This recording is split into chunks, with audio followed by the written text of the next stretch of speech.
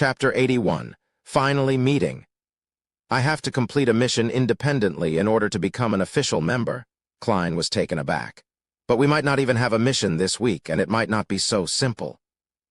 Wouldn't this mean that it'll take me 1 to 2 months to become an official Nighthawk? Only then will I get a pay rise? Old Neil sniffed at the coffee and shot a glance at him. It's only a ritual among Nighthawks. After all, we stand at the peak of beyonder danger and don't want our teammates to act like children who require constant care. This won't affect the salary that you'll receive as an official member, or your privileges needed to fulfill your duty. So it's just a ritual to gain the recognition of the other Nighthawks. But, Mr. Neil, why did you emphasize that it would not affect my pay grade as an official member? Did I make it that obvious? Klein touched his face and gave an embarrassed smile before asking, "Does it have to be a mission of the beyonder variety?" "That should be the case, but your performance yesterday was truly outstanding. You ingeniously killed a beyonder that's at least at sequence 8. I believe Fry Royale and the rest have already acknowledged you. Therefore, Dunn might just assign you to an ordinary mission," Old Neil said before suddenly sighing. "You'll have your salary increase several-fold. I'll never encounter something like that again in my lifetime." Klein chuckled as he raised the matter about his sequence pathway. "Mr. Neil, do you think that the corresponding sequence 8 of Seer is clown? In fact, thinking back to the description from the confidential documents, it did seem to add up. A job good at fighting with artifice. I can't give you any guarantees, but I think it's highly likely. Firstly, it matches up with what's said on the documents. Their agile movement and deception-based battle style are key points. Next, other sequence pathways have similar situations. Do you know the corresponding sequence 8 for Mystery Prior?" Old Neil asked with a chuckle. "No, it's not written in the information provided by the church." Klein shook his head honestly. Old Neil chuckled briefly before saying, "I'm close friends with 2 old guys from the machinery hive mind. They mentioned it in passing as a joke.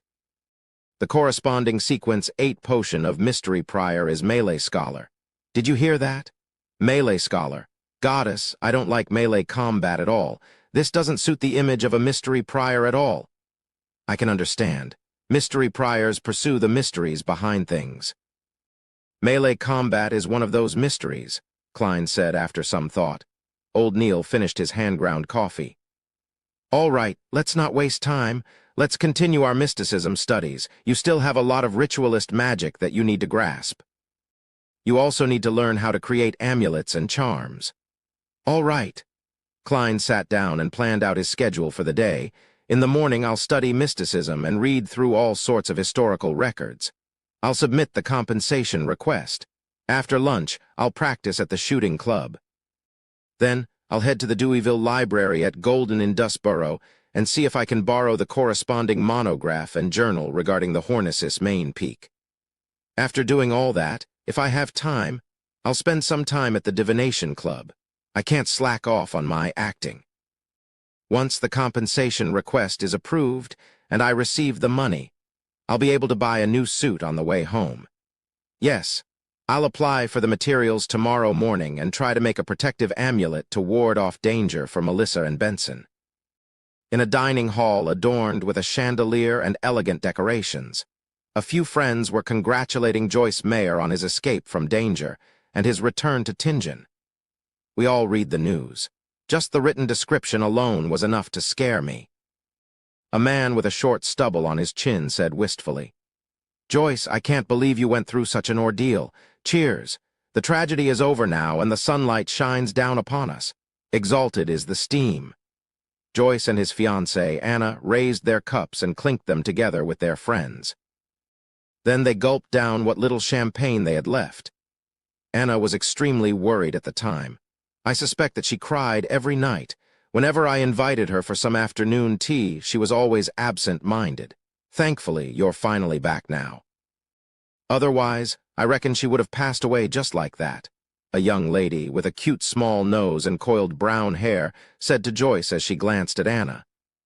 "If Anna were to experience something like that, I'd be the same. I might be in an even worse state." The aquiline nose Joyce gave his fiancée, who was sitting beside him. a gentle look. Anna wasn't used to expressing her emotions in front of others. She looked at the opposite end of the table and said, "Bogda, why have you been keeping your head down this entire time? I can sense how terrible your mood is." The young lady with a petite nose answered in Bogda's place. "Bogda is sick. The physician told him that there's something seriously wrong with his liver. He can only use medicine to reduce the pain, but it doesn't treat his illness. He needs to undergo surgery." "Lord, when did this happen?" Anna and Joyce asked in surprise and concern. Bogda was a young man with short hair, but his face was sallow. His usually brilliant red eyes were replaced with a dim glow. "It happened last week. Since Joyce wasn't back yet, I told Irene not to tell you," Bogda explained with a rueful smile. Joyce asked staidly, "Have you decided when you'll undergo surgery?" Bogda's expression changed a few times as he said, "No, I haven't decided yet. As you know, those surgeons are practically butchers. The patient is like a piece of meat on a chopping block, allowing them to butcher people as they please. I've read a lot of reports.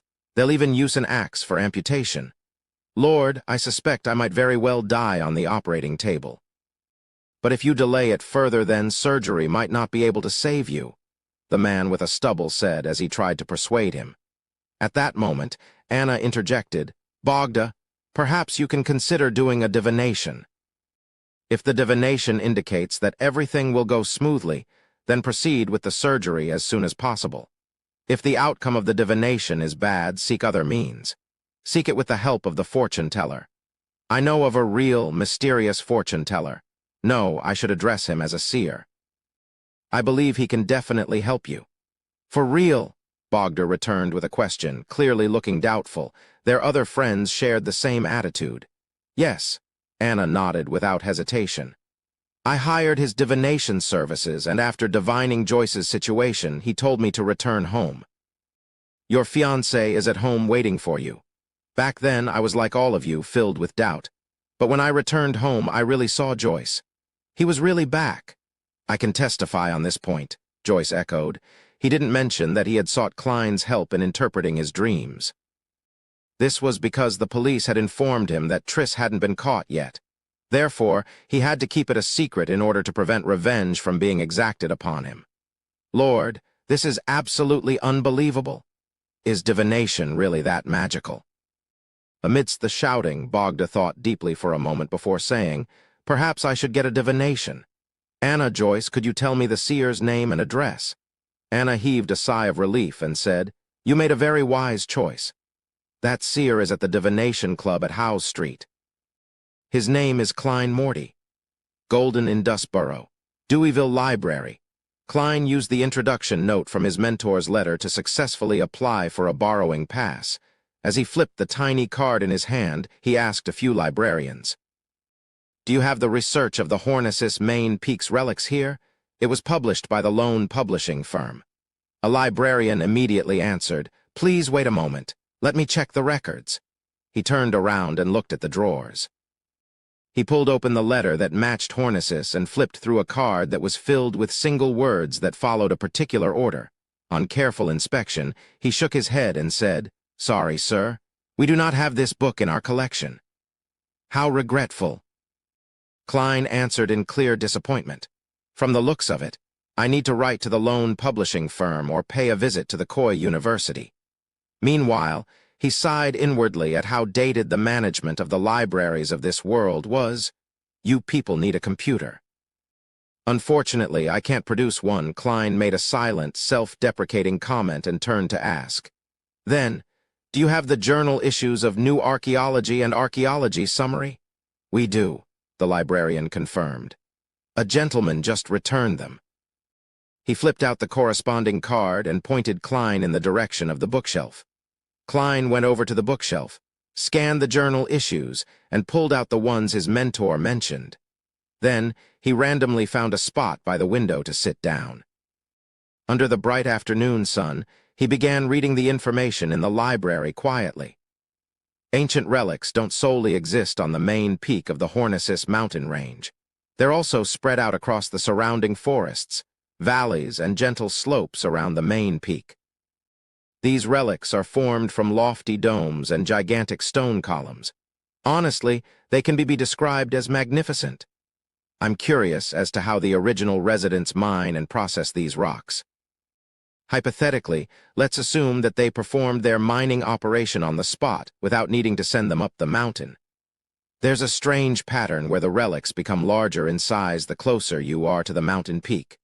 But surprisingly, there are no ruins on the peak.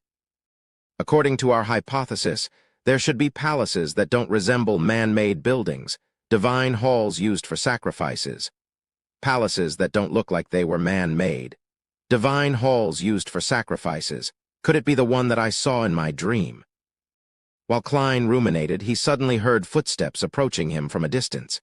He looked up and saw a familiar face, a face that often appeared on the papers.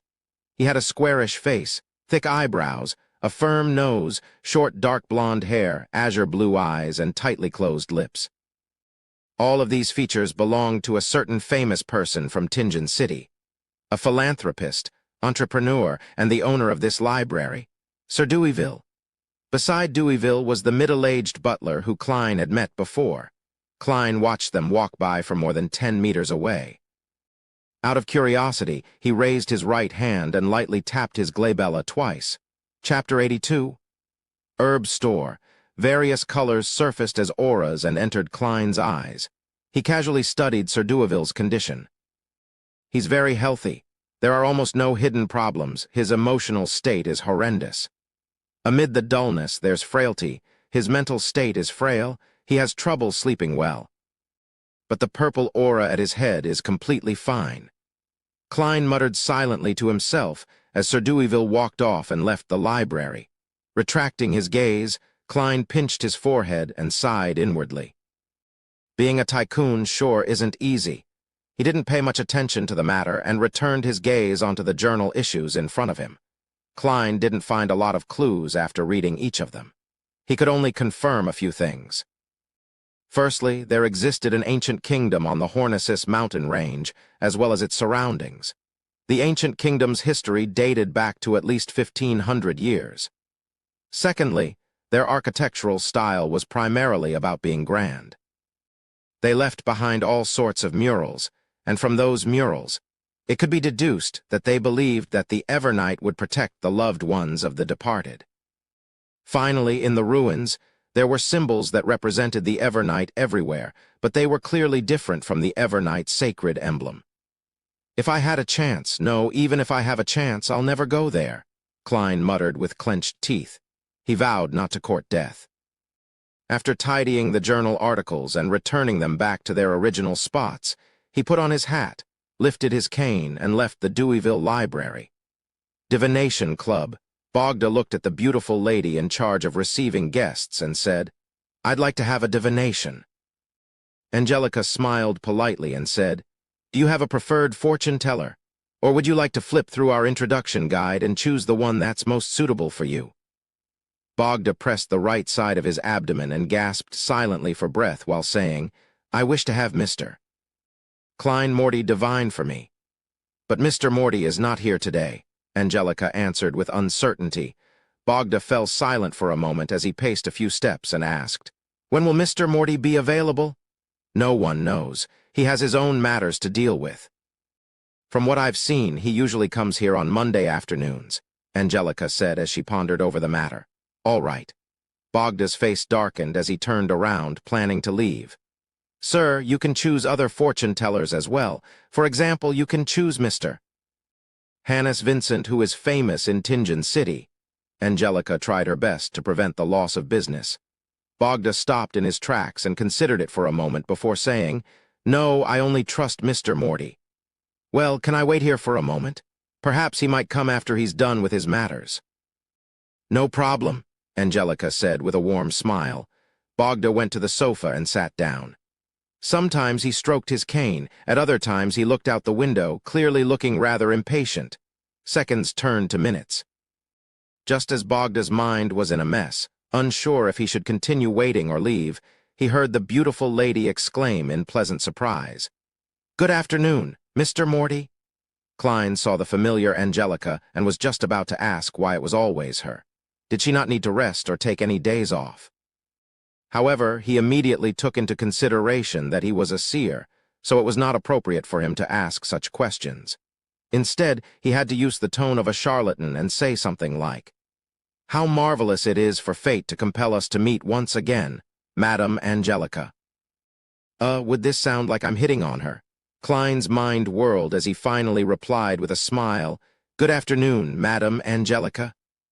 A customer wishes to hire you for a divination." Angelica pointed to Bogda, who had hurriedly stood up from the sofa.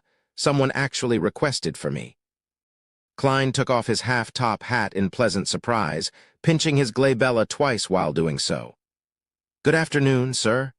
He looked over when his voice suddenly came to a pause. In his spirit vision, he saw the requester's liver looking dim. It was nearly black in color. It was making the rest of his body unbalanced as his aura was thin in various places. Klein deliberated over his words, and he said in a serious expression, "Sir, you should see a doctor and not seek a divination." Bogda stood stunned on the spot as he immediately gave a pleasant look of surprise while muttering, "How fascinating." "Anna wasn't lying to me." He hurriedly looked up at Klein in earnest. "Mr. Morty, I've already seen a doctor and might have to undergo surgery. However, I'm frightened about the surgery. I would like to divine the outcome. The surgery of this era is really fraught with danger. Although Emperor Roselle had given the impetus, this era still lacks most of the necessary technology." Klein didn't reject his request and nodded slightly. "My divination fee is 8 pence. Is that fine?" 8 pence? Bogda exclaimed in surprise. "You're only charging 8 pence, according to Anna's description, and the performance Mr. Morty had just shown me. I'm willing to pay at least £1. Haven't you heard of small margins with large volume?" Klein was embarrassed for a moment. After thinking for a few seconds, he calmly smiled and replied, "It is enough just being blessed with the ability to receive revelations from the divine and catch a glimpse of fate. Therefore, we must maintain our humility and suppress our greed. Only by doing so can we continue being bestowed with our gifts. You are a true seer." Bogda held his chest and bowed, his tone filled with sincerity. Upon receiving Bogda's praise and trust, Klein's spirituality seemed to relax. As for the description of his principles, it also gave him some new insight. "Miss Angelica, is Topaz available?" He turned to the beautiful lady beside him. Angelica heaved a sigh of relief for Bogda as she smiled sweetly. "Yes." After entering the divination room, Klein instructed Bogda to lock the door. Then he sat behind the table and pinched his forehead. "Shall we use tarot cards for the divination?" he inquired with a smile. Spirit dowsing was only suitable to determine matters related to him. As for drawing an astrolabe, it was too time-consuming. "I'll leave it up to you." Bogda had no objections. Therefore, Klein helped him shuffle and cut the deck before laying them out in an intis formation. Thanks to his uniqueness as a seer, Klein did not flip the other cards. Instead, he directly flipped the card that indicated the final result. A reversed wheel of fortune. Things will develop badly. He said solemnly as he shot a glance. The color in Bogda's face drained instantly and his lips trembled. "Is it hopeless?" As Klein tried his best to think of a solution, he said, "Let me try a different divination method. Please leave your ring behind. Next, write your date of birth on this piece of paper. Then, please wait outside quietly." Influenced by his gentle and comforting tone, Bogda calmed down and followed the instructions by writing down the information and leaving his ring behind. As he watched Bogda leave, Klein wrote a sentence on the piece of paper. Outcome of Bogda Jones's surgery. He picked up the ring and paper slip and leaned back into his seat before using a dream divination technique. In a blurry and distorted world, he gradually found himself, only to see the gentleman collapse with an ashen expression. He was covered in white cloth as he was pushed out of the quaking operating room. This time, Klein didn't encounter anything strange. He no longer felt the sense of being watched, so he quickly woke up. He knitted his brows tightly as he considered how he was going to inform Bogda about the outcome. The surgery may very well lead to death. I can try the restorative ritualistic magic I learned today, but that would expose the matter of Beyonders. Besides, I have to apply for Captain's approval first. Yeah, and I might not be able to treat such a severe disease. Klein was racking his brains when he suddenly thought of something. Mr. Glacis's lung disease was treated by an apothecary. He said that the medicine was extremely miraculous. What was it? Right, Lawson Darkwaide, 18 Vlad Street in Eastborough, Lawson's Folk Herb Store. As he tried his best to memorize the address back then, Klein quickly remembered the details. He rapped the corners of the table and quickly made a decision. After using spirit dousing to quickly determine if it was a good or bad idea, Klein walked out the door. When he saw Bogda stand up in a fluster, he returned his ring to him and said warmly with a smile, "I found hope for you." "Really?" Bogda asked, pleasantly surprised. Klein did not reply him as he continued talking. "Your hope lies in the Eastborough on Vlad Street. It's related to the single-term Lawson. If you can't find it, come back here again on Monday at 4 in the afternoon." "Good, good." Bogda nodded as he repeated himself. He excitedly fished out his wallet and produced 5 pence and 3 pennies. He had done according to what Klein had said, without using tips to corrupt a true seer. The corners of Klein's lips twitched as he received the money, but he smiled brilliantly. "I hope you will find hope as soon as possible." After Bogda left, he handed over the commission like the previous time and also gave Angelica tips, pretending as though he had collected a solely. Eastborough, Vlad Street. Bogda walked from one end of the street to the other, repeating it 3 times until his liver started to ache. Finally, he determined that there was only one place that had anything to do with Lawson on the street. It was the Lawson's Folk Herb Store, numbered 18 on the street. Mustering his courage, he walked in and caught the smell of the various herbs. He saw that the owner of the shop had black but very short hair. His face was round, and he looked to be in his 30s or 40s. The boss's formal attire resembled that of a village witch doctor. It was a deep black robe embroidered with all kinds of strange symbols. "Hello, do you have medicine that can treat my disease?" Bogda asked politely. The boss raised his head and swept his deep blue eyes across Bogda and smiled. "Your liver disease is very serious, but the premise of everything is whether you have the money. Do you have enough to pay for the medicine?" He can tell. Bogda suddenly felt a lot more confident as he nodded frantically. "How much is your medicine?" £10. It's a very fair price."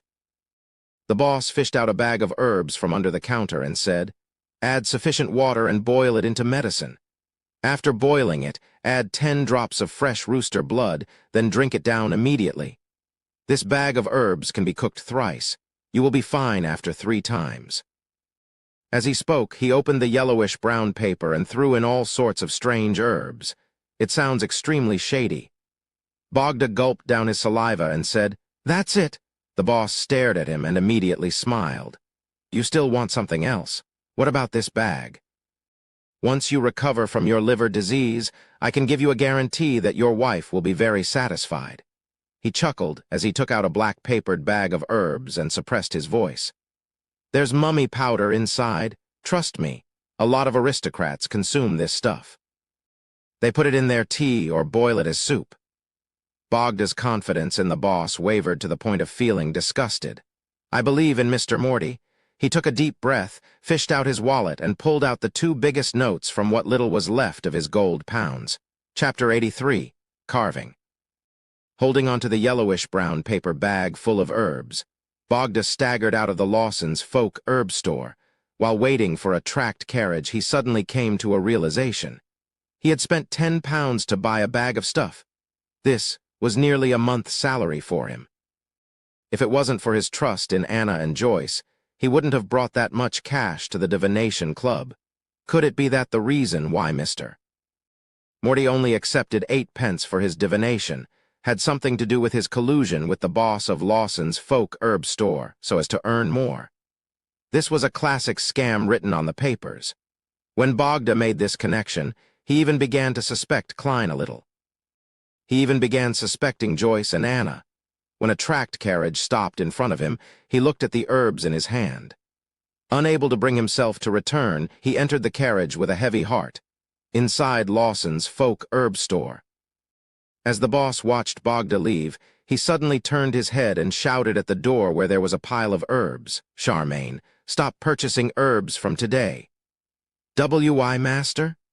A handsome-looking youth with disheveled hair walked out. The boss smiled and said, "This is the 16th customer that has come because of my fame. If this carries on, I believe the Nighthawks, the machinery hive mind, and the mandated punishers will notice me. When the time comes, I'll need to consider heading to other cities. Then, do we need to sublease this store?" Charmaine nodded in understanding as he asked with concern. The boss chuckled. "If you wish to stay, you can be the boss of this store. You are already capable at identifying herbs and concocting medicine. Of course, remember to deposit half of your monthly profits into my anonymous Backland bank account. But I haven't learned what you are really good at." Charmaine was already sick of never staying in a city for more than a year, but he was unwilling to give up learning the magical formulas that his master was good at. The boss leisurely rocked himself in his seat. "That's not something you can learn just because you want to." A blackish-green bubbling liquid appeared in front of Bogda's eyes. It smelled of stinking socks, and the color that makes one want to puke made him deeply suspicious about everything he had done today. When the rooster blood was dropped into the medicine, Bogda's father looked at his son worriedly and said, "I think surgery is the best option." The few drops of rooster blood bubbled with the boiling liquid before vanishing. Bogda took a deep breath and said, "If this medicine is useless, I'll consider surgery. The Lord will watch over you." Bogda's father gestured a triangular sacred emblem across his chest. By the time the boiling liquid had cooled down, Bogda had no intention of wasting the 10 pounds. He raised his right hand and closed his eyes. Flicking his head back, he gulped down the medicine in one go. The pungent aroma that had the noxious smell of blood swished around in his mouth as he nearly spat out everything he had just drank. That night, Bogda had an upset stomach. He went to the bathroom 6 times, and by the time the crimson moon vanished, he fell asleep groggily.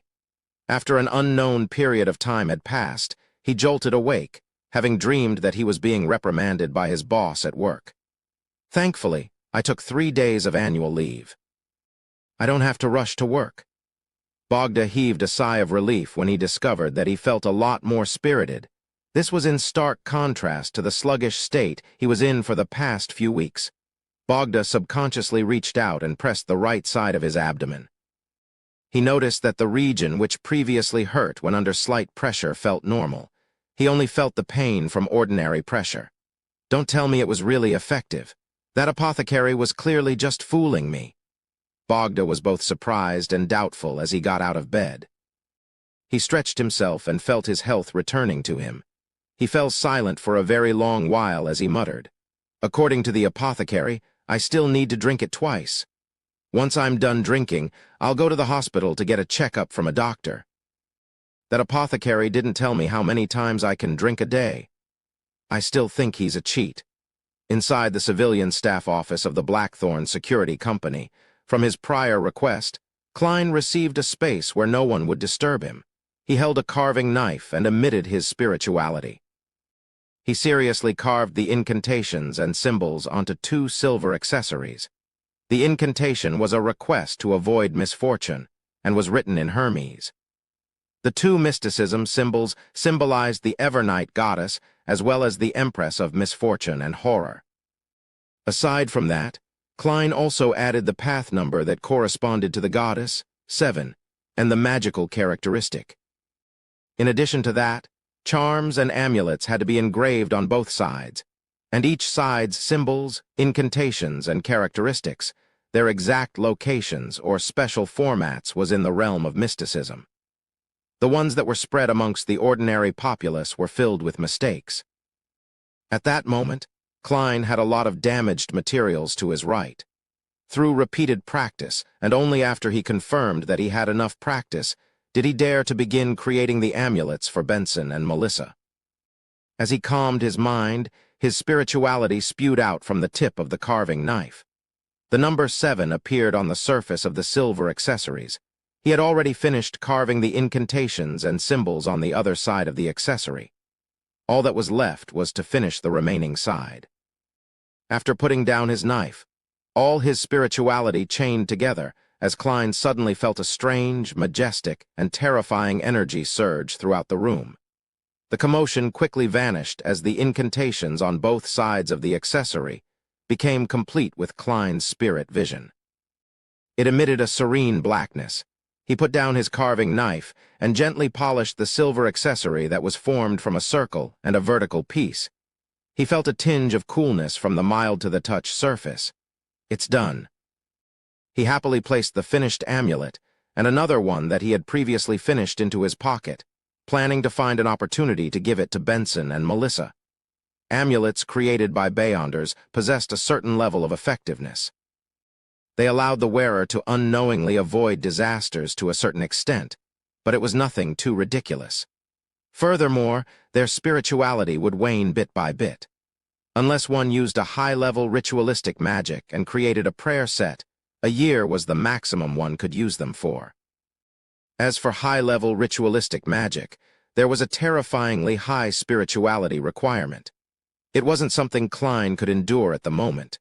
When the time comes, I can use my spirituality to make another one, Klein thought, nodding as he began tidying up the messy table. He didn't make one for himself for the moment, because an amulet of that level had limited effects on him. Therefore, his goal was to gain a deeper understanding of incantations before trying to pair it with ritualistic magic. That way he could create a few defensive amulets that could be activated specifically with sound. After everything was finished, Klein walked out the office and prepared to hand over the damaged materials. That was when he saw Captain Dunn walk over in his black trench coat. Dunn's deep and gray eyes swept across him as he smiled. "Klein, the Holy Cathedral has approved it. You're now an official member." "Really? That's great." Klein expressed his delight. Dunn nodded and said with a smile, "You can now receive a make-up pay of £3 for this week. You'll receive £4.50 every subsequent week until the advance payment is cleared. By the way, did I mention the Nighthawk's ritual? Every official Nighthawk has to independently complete a mission. Only by doing so will you gain the recognition of your partners. In consideration of the outstanding performance you showed, I believe I can assign you an ordinary mission instead. When that happens, I'll formally introduce you to all the Nighthawks in Tingen City." Klein replied without hesitation, "All right, £3 plus his compensation of £7. Getting a new suit wasn't a problem anymore. Furthermore, he would still have plenty left over. Well, who knows when my mission will arrive? Klein waited all the way till Sunday, the day of Selena's birthday banquet.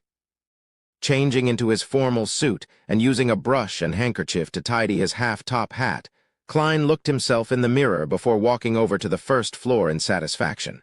At that moment, Melissa was sizing up Benson's clothes. "Is there a problem?"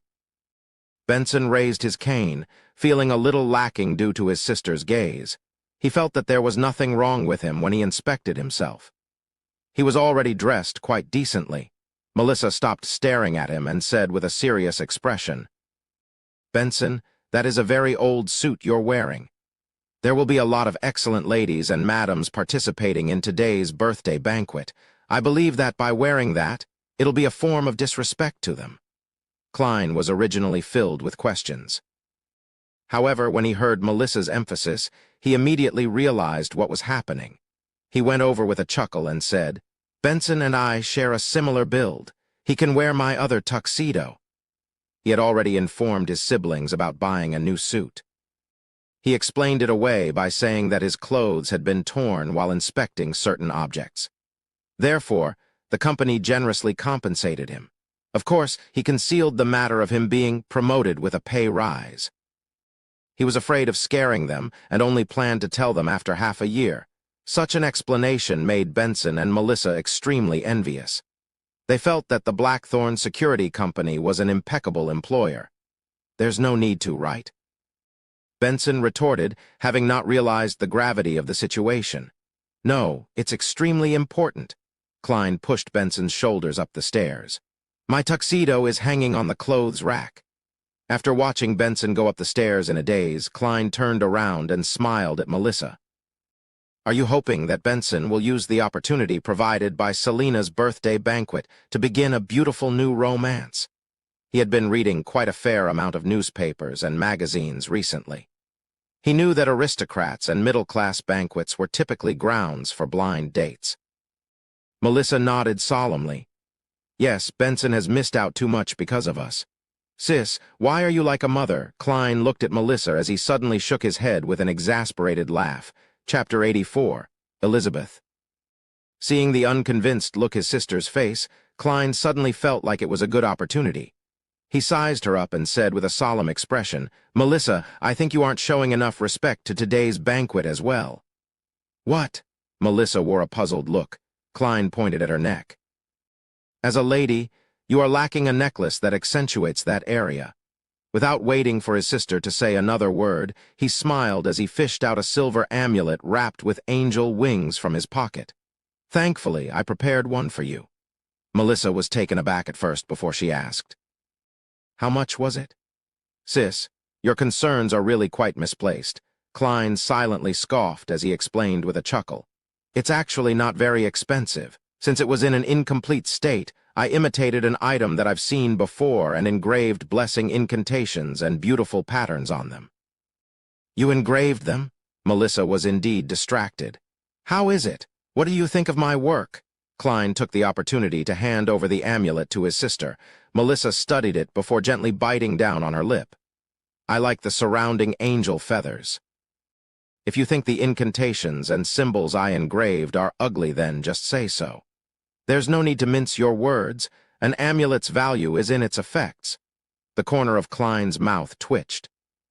Just as he was about to urge his sister to accept it, he saw Melissa put on the necklace with a forced expression on her face. She then carefully adjusted the positioning of the amulet. Perfect. Klein sized her up and gave her exaggerated praise. Melissa shot him a glance and looked down at her amulet. She said listlessly, Klein, you were never like that before, acting like that. Perhaps it's because of my good job. With a decent income, I've become more confident. Klein interrupted his sister and gave a preemptive explanation. Sigh, even though I received the original Klein's memory fragments, making myself appear natural in most major aspects, certain fine details are still there. I'm still used to presenting my real personality, especially when I'm getting closer and more familiar with Benson and Melissa. He sighed inwardly. Melissa seemed to accept his explanation and pouted her lips. It's great that you're like that, really great. After the two engaged in a short conversation, Benson came down having changed his clothes. He wore a white shirt with a black vested tuxedo. His black bow tie and a pair of long, straight trousers made it seem like he had undergone a complete makeover. It was like he was a successful businessman after years of hard work. Same for the receding hairline. Klein chuckled inwardly. Excellent, Benson. It suits you very well, he said with a brilliant smile while throwing up his hands. Melissa also nodded in agreement on the sideline. The facts show that my clothing is more important than me. Benson gave a self-derisive comment. Klein took the opportunity to fish out the remaining amulet and repeated his explanation from earlier before saying, I also made one for you. Not bad. I'll bring it with me. Benson accepted it without a fuss as he quipped, Klein, I wouldn't find it odd, even if you were to suddenly know how to style your hair, make clothes, fix watches, and feed curly-haired baboons. Life is just so full of surprises, Klein replied with a smile. Following that, the siblings tidied themselves up before walking out the main door. They took a trackless public carriage and arrived at the North Borough's Fania Street where Selena's house was. The Wood family lived in a terrace house as well, but unlike Klein's place, they had a porch. They had a small lawn in the front, which made it look very elegant. When they rung the doorbell, Klein, Benson, and Melissa only had to wait for around 10 seconds before they were able to see the star of the day, Selena Wood. With a head covered in wine-red hair, the girl gave Melissa a delighted hug. I like this dress of yours. It makes you look exceptionally beautiful. Standing beside Selena Wood was her father, Mr. Wood, senior employee of Backland Bank's Tingen branch. Welcome, our honorable elder brother. Welcome, our young historian. He deliberately addressed Benson and Klein in an exaggerated manner. Young historian. Why doesn't he add the description of me having a conscience? Klein retorted as he took off his hat and replied with a smile, Mr. Wood, you look much more spirited and younger than I imagined. His style of flattery had unknowingly inclined himself to the foodaholic empire. Benson held out his hand and shook Wood's hand. I know a lot of bank employees, but they're all equally arrogant and stiff, as though they're the latest machines. None of them are as civilized as you. If you were to meet me at the bank, you might not say that about me. Wood laughed cheerfully. After exchanging pleasantries, Selina, who was wearing a new dress, led the siblings inside with a hop in her step. At times, she would mention in her usual tone that, Elizabeth is already here, and at other times she would suppress her voice, saying, Melissa, your brothers are more handsome than I imagined. Hey, I have good hearing. Although you are flattering me, Klein helplessly looked at the two 16-year-old girls walking ahead of him. This isn't right. I'm still quite far from being considered handsome. Tusk, Miss Selina, how ugly did you imagine Benson and I to be? A balding, gloomy, fat man with a pale expression and lifeless eyes. Klein pinched his glabella in passing as he diligently practiced his spirit vision. Miss Selina Wood is healthy. She's excited and very happy. Mr. Wood's lungs are a little problematic. Right, I see his pipe. Klein swept his gaze across the crowd while in a good mood. Elizabeth, Melissa is here. At that moment, Selina introduced with a brisk tone. A girl dressed in a blue frilly dress walked over. She had naturally curled brown hair and adorable baby fat. Klein was stunned when he saw her because he knew the girl. He had helped her choose an amulet back at the underground market. Elizabeth greeted Melissa first before looking at Benson and Klein.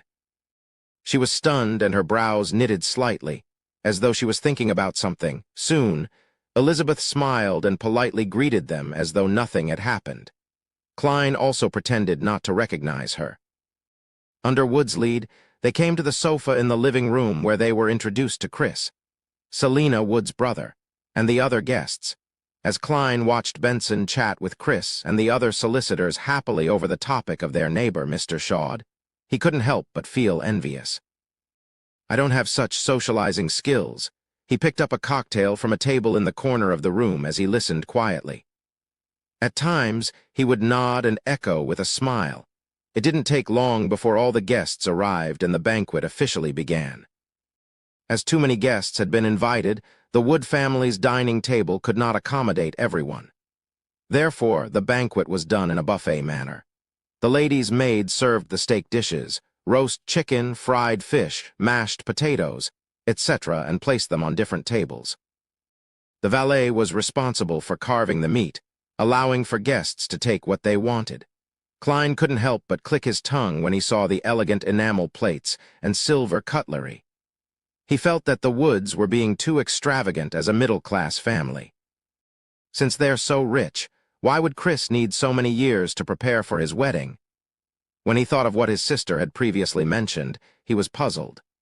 Yeah, it was probably to save up money to buy this cutlery that would have taken them so many years to afford.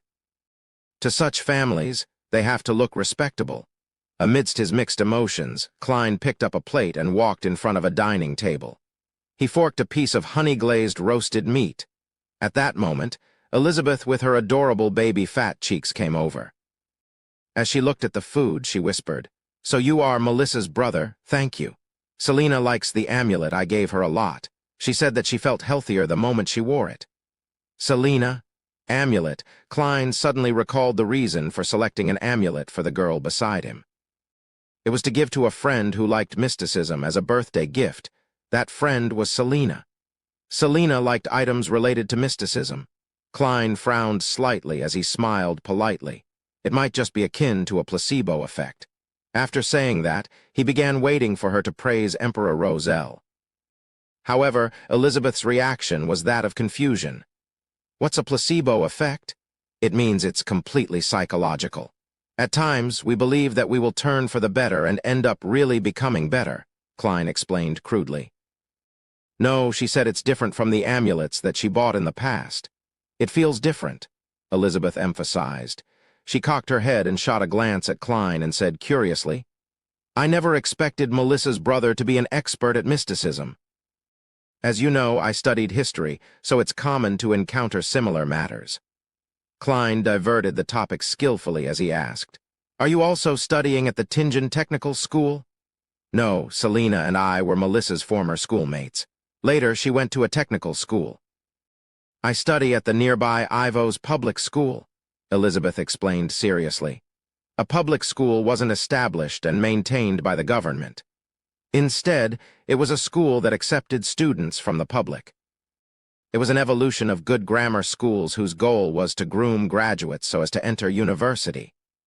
The schools were rather expensive, and they would consider the student's family background. It could even be out of range of typical middle-class families. She didn't talk much. After choosing her food, she returned to Selina's side. After congratulating the star of the day on a happy birthday, the banquet gradually came to an end. Klein and Benson were invited to a game of Texas Hold'em. The small blind was half a penny, and the big blind was a penny. As for Melissa, Elizabeth, Selina, and their friends, they went upstairs. It was unknown if they were chatting or playing games. Klein's luck was pretty bad. He played about 20 rounds but didn't receive a good hand at all. All he could do was fold and be a spectator. When he flipped the ends of his cards again, he found a 2 of hearts and a 5 of spades. Shall I try a bluff once? Klein considered for a moment, but did not manage to muster the courage. He also resisted the urge to use divination to cheat. He covered his cards and rapped the table, indicating that he was not making a call. Then he got up and left the table to head for the bathroom. Roselle was also a person with obsessive-compulsive disorder.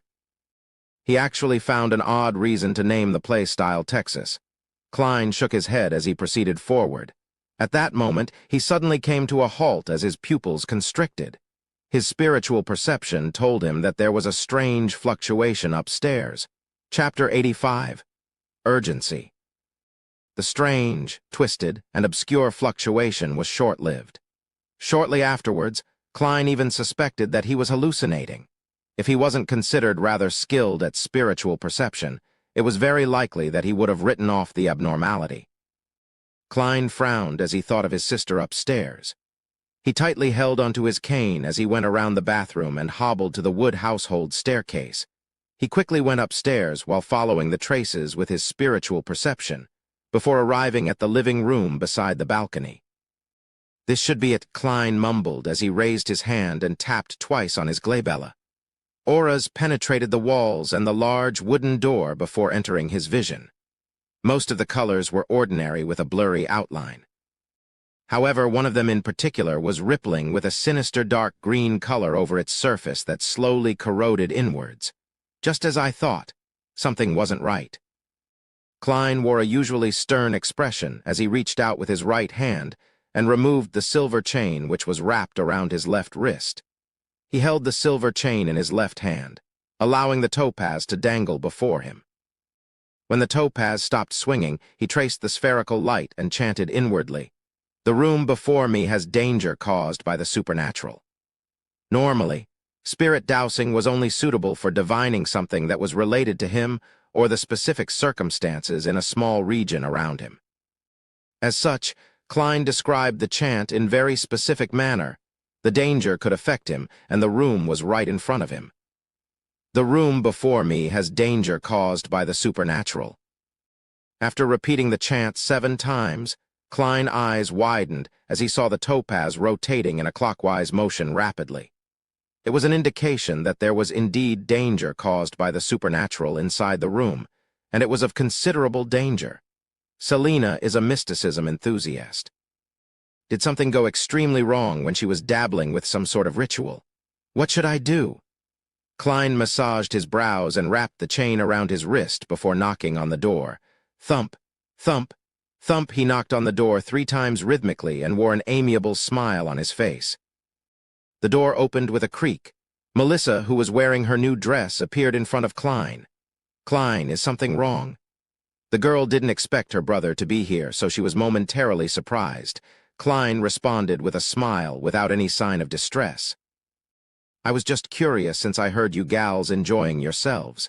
Sorry for disturbing all of you." Melissa lowered her head in apology, feeling somewhat embarrassed. "We're playing with magic mirror divination. Selena knows a lot, and it's very fun."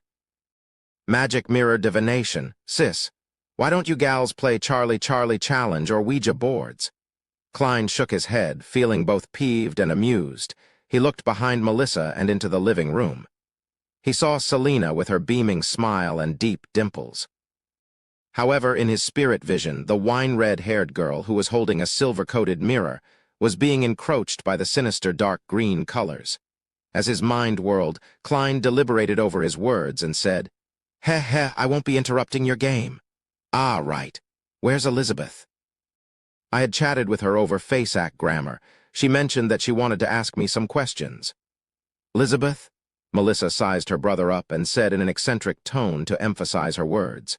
"She's only 16. "Hey, don't let your imagination go wild," Klein immediately explained. "It's a very normal academic discussion. Elizabeth is very interested in history and ancient languages."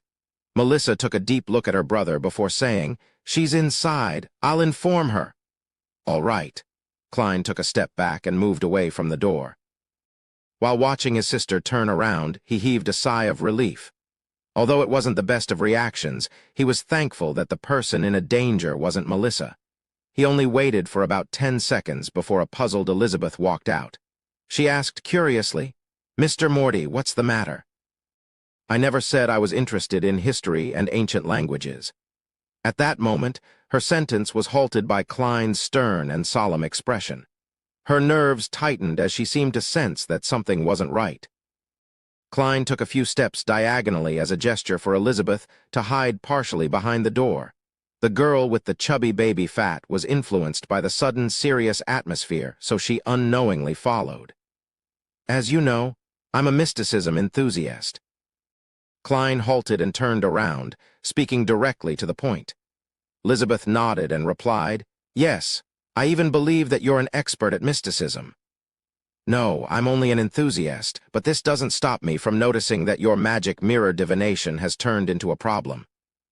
Klein said with a heavy tone, "A problem?"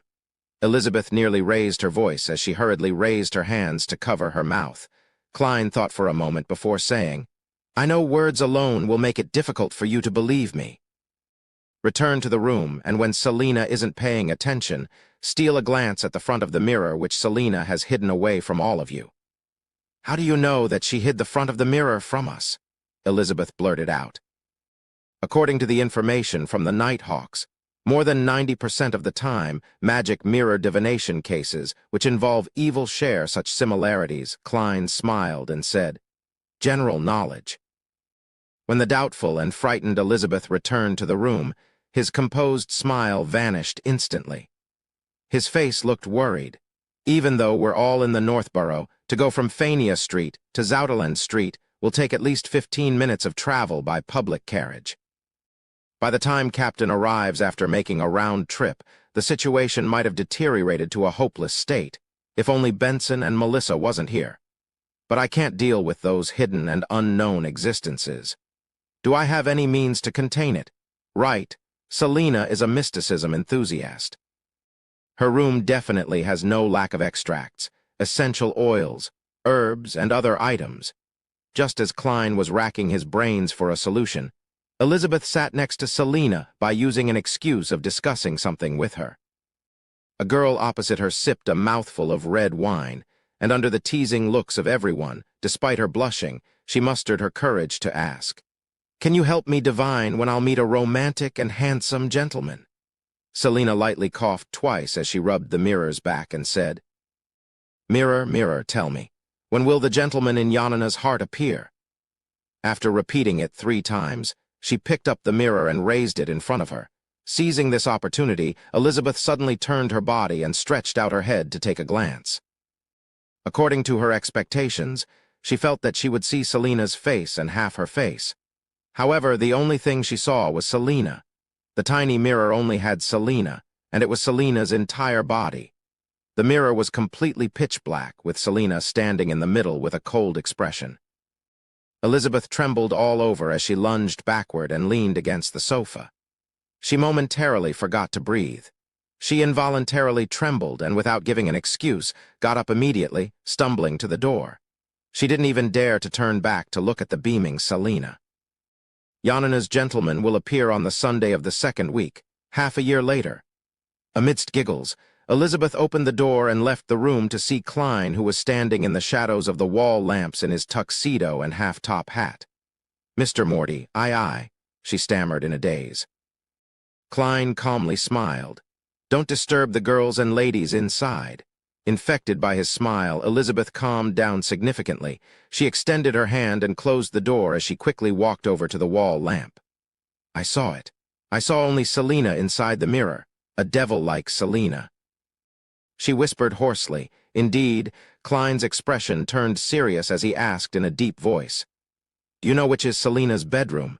Do you know where her mysticism items are?" "There. The mysticism items are in there as well." Elizabeth didn't hesitate to point at a room diagonally across. Klein held his cane and walked over, opening the unlocked wooden door. Under the streetlights and the crimson moon's illumination, he turned a valve and lit a gas lamp. A pale yellow light glowed as he swept the area and found bottles of extracts, flower essence, boxes of herbal powder, candles, and amulets. These items were placed on tables or neatly arranged inside a rack. Their names were given on sticker labels. After confirming the items, Klein said to Elizabeth, who had followed behind him, "Do you want to save Selina?" "Yes." Elizabeth subconsciously nodded before asking in a daze, "Will it be dangerous?" "A certain amount. After all, I'm only a mysticism enthusiast," Klein replied frankly. "A certain amount of danger." Elizabeth pursed her lips tightly for a few seconds before saying, "Is there anything you need from me?" Klein smiled warmly as he comforted her. "Don't be nervous. Now all you have to do is pretend to return as though nothing had happened. Return to Selina's side. 5 minutes later, remember, 5 minutes later, tell Selina that you have a pleasant surprise and bring her to me. Knock on the door softly, 1 long knock and 2 short ones. Following that, well, leave it to me." Elizabeth thought over it silently before nodding seriously. "All right."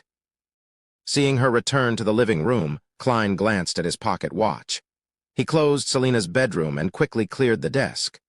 Then he picked the items needed and placed them on a chair.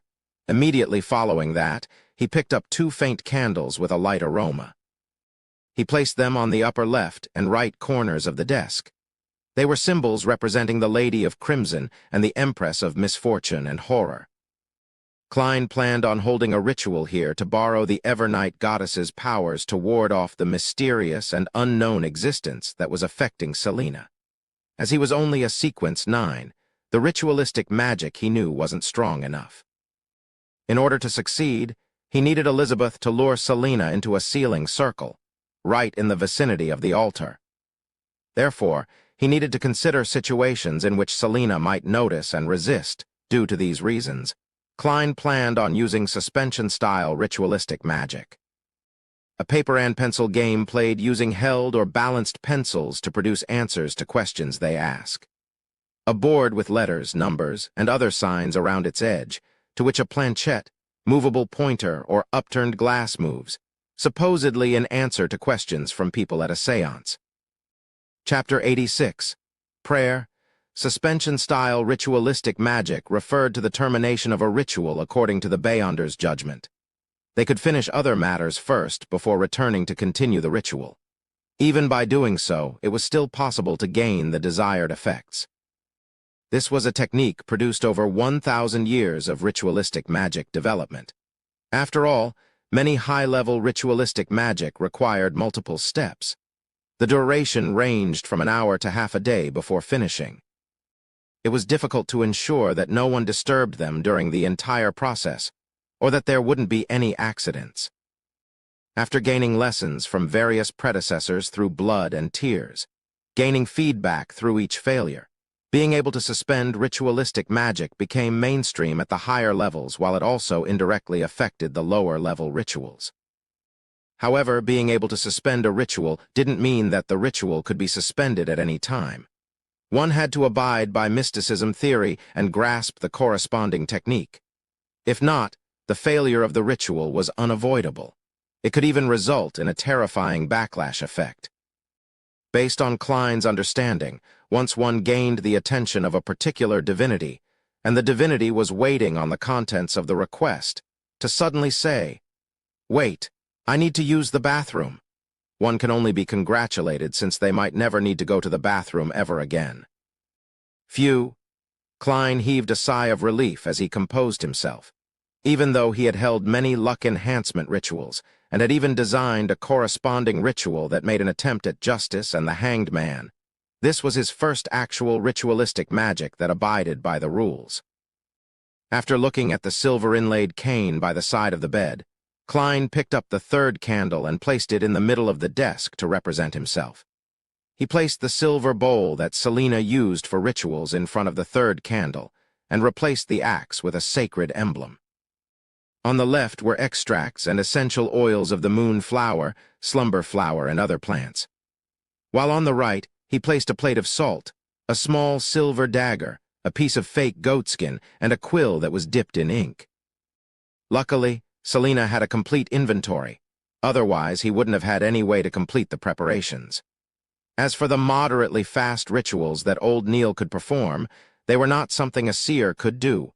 From the looks of it, Selina is quite an experienced mysticism enthusiast. Yes, if she wasn't experienced, then she wouldn't have gotten into such trouble. She was only 16 and had been exposed to all of this for at least a year, who had guided her. Ideas flashed through his mind as he picked up Selina's cup from the bed.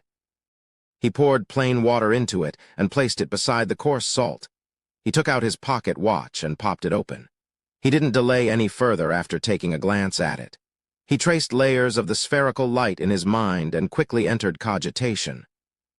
The room that was filled with floral fragrance was suddenly subject to a formless whirlwind. Klein put away his pocket watch and his eyes suddenly turned darker, from brown to black, as though he could see through one's soul. He extended his palm and laid it against the candle on the top right corner. He chanted inwardly, "Evernight Goddess, you are the Lady of Crimson." As Klein chanted, he extended his spirituality and rubbed the candle wick. After a couple of moments, the candle suddenly lit up, and there was a tranquil blue inside the dim yellow light. "Evernight Goddess, you are the Empress of Misfortune and Horror." Just like he did before, Klein successfully lit up the second candle on the top left corner. "I am your loyal guard, the shield that fends against danger in the dark night, and the long spear that stabs at evil in the silence." Whoosh!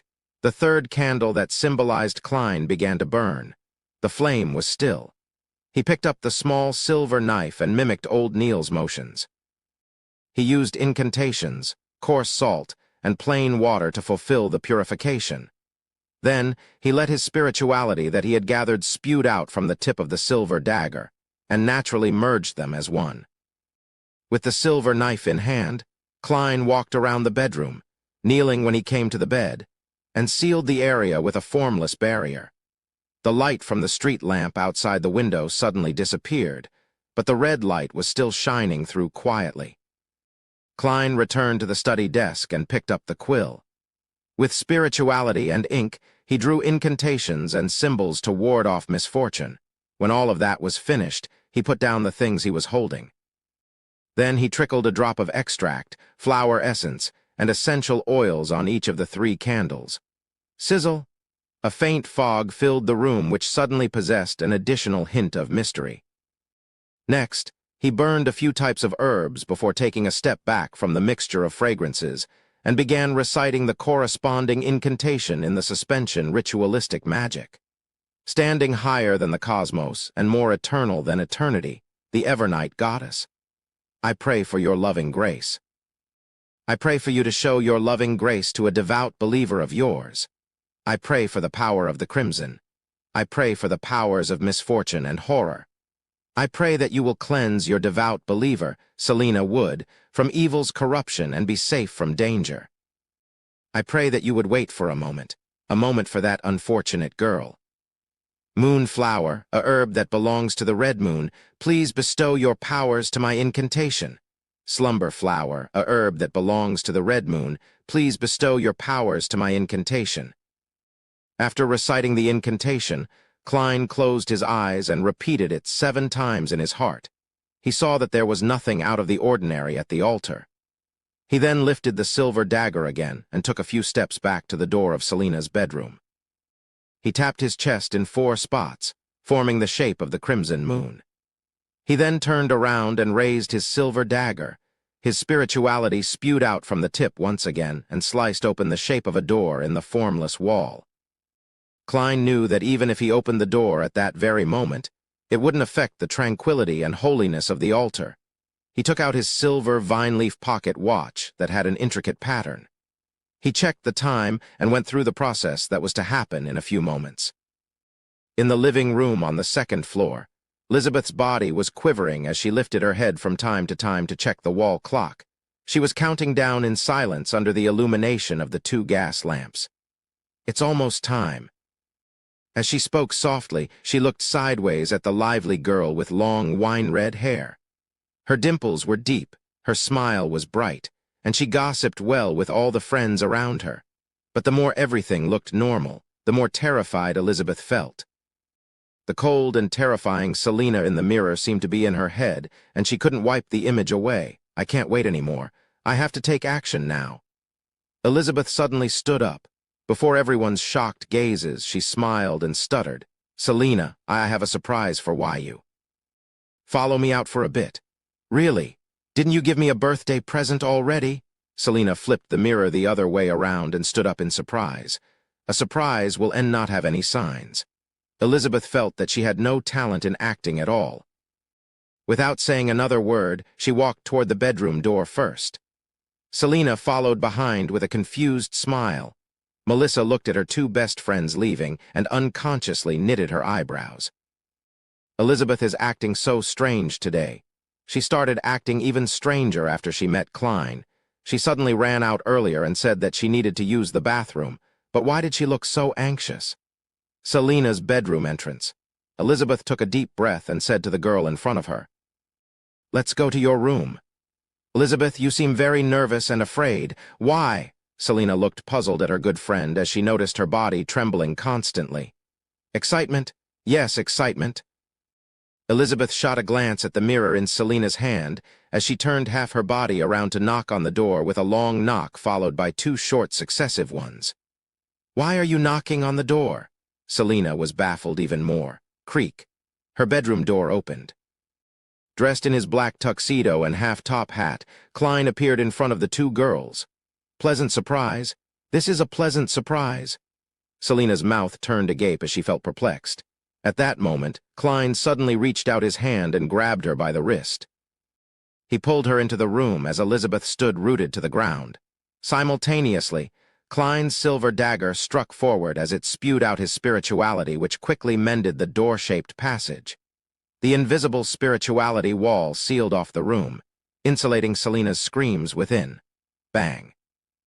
Klein suddenly closed the door, and without even looking at Selina, he rushed to the desk. The wine-red-haired girl stopped screaming as she looked up and surveyed the room. Her gaze rapidly turned cold as her skin was mottled with paleness. Her fingers rapidly grew sharp fingernails. And at this moment, Klein had already returned to his cogitation state. He trickled a drop of moon flower and essential oil onto each candle as he chanted loudly, "Supreme Lady of Crimson, Great Empress of Misfortune and Horror, I pray for you to bestow your loving grace. Show your loving grace to the lost lambs, Selina Wood." While chanting, he picked up the fake goatskin and pushed it onto the candle representing the requester. Whoosh! He felt a cold wind blow behind him as an immense energy assaulted his body. The goat skin was ignited and Klein threw it into a silver bowl. Then he crouched downwards in accordance to his preparations to dodge the lethal strike. Whoosh! Whoosh! Whoosh! The wind howled ferociously, and Klein felt the uncontrolled outpouring of his spirituality surging like the currents. He saw the goatskin burning in the tiny silver bowl, burning in silent darkness, and he heard heavy items landing on the ground behind him. Bam! Bang! The 2 sounds followed one after another with almost no breaks in between. Wisps of dark green gases plunged into the silver bowl and vanished into the illusory darkness. Klein rolled to the side and got up. He drew his revolver from his underarm holster. However, he saw that the adorable red-haired girl Selina had fallen to the ground, and the silver-coated mirror had shattered into countless broken pieces on the carpet. Those shattered pieces didn't reflect Selina, but showed the ceiling and Klein's silhouette. Then, through the spirit vision he had left active, Klein saw the wicked dark green in Selina's aura had vanished completely. Everything returned to normal, but she seemed more frail. Phew, he had just relaxed when he felt a sharp, throbbing pain in his glabella and head. The sharp pain spread all over his body and made him want to roll around on the floor. Klein held his fists tight, and the veins on the back of his hands popped and became black. They looked like moving worms. Simultaneously, he heard silent screams and the whispers that ripped at his mind. It took him nearly 20 seconds to survive the ordeal. His forehead and vest was soaked in cold sweat. The ritualistic magic I used sucked up all my spirituality and almost made my Beyonder powers lose control. Klein made a rough guess of the situation. That also made him notice that he had digested quite a bit of the remaining energy in the potion. Based on his calculations, if he had the strength at the time he consumed the potion, he believed that there was no way he could have survived the ordeal. He could have become a monster straight away. Acting is quite effective after all. Klein tapped his glabella and wiped away his sweat. He turned towards the altar, tapped his chest 4 times and said out loudly, "Praise the lady." Following that, he extinguished the candles and quickly tidied up the altar. Finally, he placed the items back into the desk and used his silver dagger to dispel the spirituality wall seal. Whoosh! The sound of the wind echoed before subsiding. Klein let out a long sigh of relief and felt a sense of lingering fear. If I hadn't walked through the process beforehand and successfully completed the ritual, then things would have become troublesome. Besides, I still don't know who my opponent or enemy is, thankfully. Yes, thankfully the room was carpeted, so I didn't damage my clothes while rolling. He shook his head and reached out to open the wooden door to Selina's bedroom. "How was it?" Elizabeth took 2 steps back and asked nervously. Klein looked at her terrified expression and took off his half-top hat before saying with a warm smile, "I've already corrected the mistake of her magic mirror divination. It's been resolved now." Chapter 87, Exhortation. "Has it really been resolved?" Elizabeth asked in disbelief. Klein smiled and nodded casually. "Yes, it wasn't too hard." That last part was a lie, he added inwardly. Perhaps it was the fact that Klein had been calm and collected all this time, or perhaps he was her only ray of hope. Either way, Elizabeth didn't doubt him anymore. She patted her chest and heaved a sigh of relief. "Thank you. You truly are a trustworthy gentleman. I was scared senseless just now." "How is Selina? Is she fine now?" "She might remain unconscious for the next few minutes, but she's completely fine now. Oh, 2 to 3 days of weakness is to be expected." Klein suddenly had a stern expression on his face as he asked, "Who taught her mysticism? Didn't he tell her about the basic taboos?" Elizabeth straightened up a little more like a student who had just been scolded by her teacher. She thought for a moment before saying, "Selina once mentioned that her teacher is Ainz Vincent. She met him a year ago at the Divination Club on Howe Street." Ainz Vincent? On the surface, he didn't seem to teach anything questionable about magic mirror divination, but he's secretly been teaching dark divination. If I knew about this earlier, then I would have reported it to Captain and have raided him earlier. Klein felt some regret as he asked in a deep voice, "Was he also the one who taught Selina magic mirror divination?" Klein was left with a lingering sense of fear because this matter had nearly affected his sister, Melissa. Elizabeth nodded cautiously. Yes, but Selina had tried magic mirror divination a few times without any success. Oh, today she told me that she had a peek at her teacher's hidden incantations and that there would be no problems. She was basically an expert at courting death. Klein massaged his temples to alleviate his headache. "Do you still remember the incantations she recited?" Well, although Ainz Vincent had not voluntarily imparted the dangerous knowledge to Selina, It's obvious that he had been experimenting with it to extend an invitation to a mysterious, unknown entity. This would become a problem sooner or later. It has to be dealt with quickly before it gets worse and becomes a problem for someone else. I remember a part of it, Elizabeth recalled. She recited it in Hermes. As you know, I was only exposed to Hermes just recently. All I remember is her using the terms revolve, spirit, creator, and grace. Creator? The true creator. Many underground mysticism enthusiasts believe in this ancient entity revered by many secret organizations. Yes, an entity that appeared 1,000 years ago during the early stages of the Fifth Epoch. Klein nodded amidst his thought and said, "Remember to ask Selina about the entire incantation after she wakes up, then find an opportunity to tell me." "All right," Elizabeth replied without any reservations, but she immediately asked, feeling a little confused, "Mr. Morty, why don't you ask her yourself?" "I don't want to let Melissa know I enjoy mysticism. Can you help me keep that a secret?" Klein asked in return. Elizabeth bit her lips, her eyes sparkling. "No problem. Melissa prefers machines to mystery. She likes logic over instinct." Klein placed his hat in front of his chest and bowed gentlemanly. "Thank you for your understanding. As for Selina, you do know that she's not someone who can keep a secret. A more accurate description is that she likes to share secrets with others," Elizabeth agreed. Klein put on his hat and thought for a moment before saying, "Remember to tell Selina after she wakes up that she suddenly fainted and shattered her mirror. I think her memory probably stopped at the point when she began the magic mirror divination." Seeing Elizabeth nod, he put on a stern expression once again and said, "Remember, be it divinations or trying other mysticism rituals, do not pray to any other entities other than the 7 orthodox divinities. You should immediately burn those types of incantations and stay far away from anyone distributing those materials. If I hadn't noticed this in time, Selina would have turned into a monster or an evil spirit in 10 minutes, and everyone here would have been killed, myself included." Thinking about the ice-cold Selina in the mirror, Elizabeth had no doubts about what Klein had just said. She sighed with lingering fear and said, "I understand and I'll remember.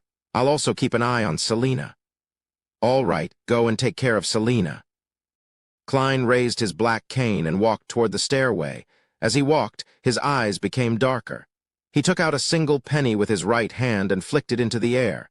"Selina is all right now. Selina is all right now." Klein quickly repeated the description, then caught the falling coin. He saw George Roman III face facing upward. This was not a simplification of spirit dowsing. Instead, it was a simplification of dream divination. At that moment, Klein had forced himself into a state of sleep with the aid of cogitation in order to take a tour through the spirit world. The heads and tails of the coin were a symbolic manifestation. Heads represented affirmation, while tails indicated dissent. "Great, everything is fine now." Klein twirled the bronze coin with his fingers happily. That was a simplification only a seer could accomplish. Elizabeth was staring at Klein's back and saw the flying coin before he caught it. Only when Klein vanished down the staircase did she turn to enter the bedroom. She saw Selina asleep on the floor with shattered pieces of the mirror beside her. She held her breath and tiptoed into the room as she looked at the fragments of the mirror. She made sure that the ice-cold Selina was no longer present. Instead, the fragments were reflecting the ceiling. Phew. Put completely at ease, Melissa heaved a long sigh of relief. But despite her efforts, she couldn't move Selina to the bed. Instead, she nudged her awake. "Elizabeth, what happened to me?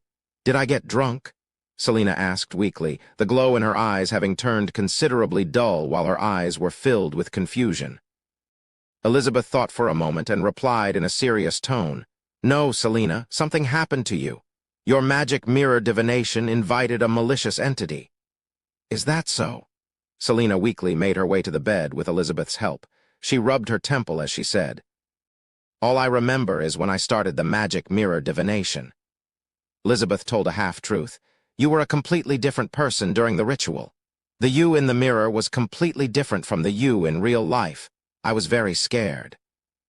Using the excuse of giving you a surprise, I brought you into the bedroom before I snatched your mirror and shattered it onto the carpet. After that, you fainted. Blessed be the goddess, you're okay now. I don't remember anything, Selina muttered, her face pale. The more Selina tried to remember, the emptier her mind became, and the more afraid she felt. Subconsciously, she glanced at her desk and noticed that the placement of items was clearly different. Just what happened exactly? Selina tried hard to remember, but she could only faintly remember a man in a black suit and hat.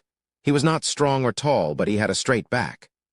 Selina, Elizabeth said seriously, I met a mysticism expert when I went to the underground market to purchase the amulet. He said that we shouldn't pray to any entity other than the 7 orthodox divinities. Otherwise, we would be sure to invite disaster. Promise me, don't try this anymore. I didn't even know if what I did could save you just now. Selina was scared senseless. She nodded in a daze. No more, I'll never try this again. And just what did the incantations of your mysticism mean? If I have the chance to meet the mysticism expert again, I will ask him for you. Elizabeth asked, feigning nonchalance. Selina rubbed her temple and said, Spirit that revolves this world, the grace of the true Creator, the eyes that look at fate. Tap, tap, tap, Klein smoothed the creases and patted the dust off his clothes as he walked down the stairs. After that, he took off his hat and returned slowly to the long dining table. Where did you go? It has been nearly 10 minutes, Selina's brother, Chris, asked as he folded his hand. Klein smiled and replied, To the bathroom, then upstairs to acquaint myself with the ladies. I appreciate your honesty, Chris praised in laughter. He had the red hair and short build that ran in their family. He wore gold-framed glasses and had quite the personality. He was an exceptional lawyer. You wouldn't say that if you knew that I had knocked your sister unconscious upstairs, Klein replied humbly.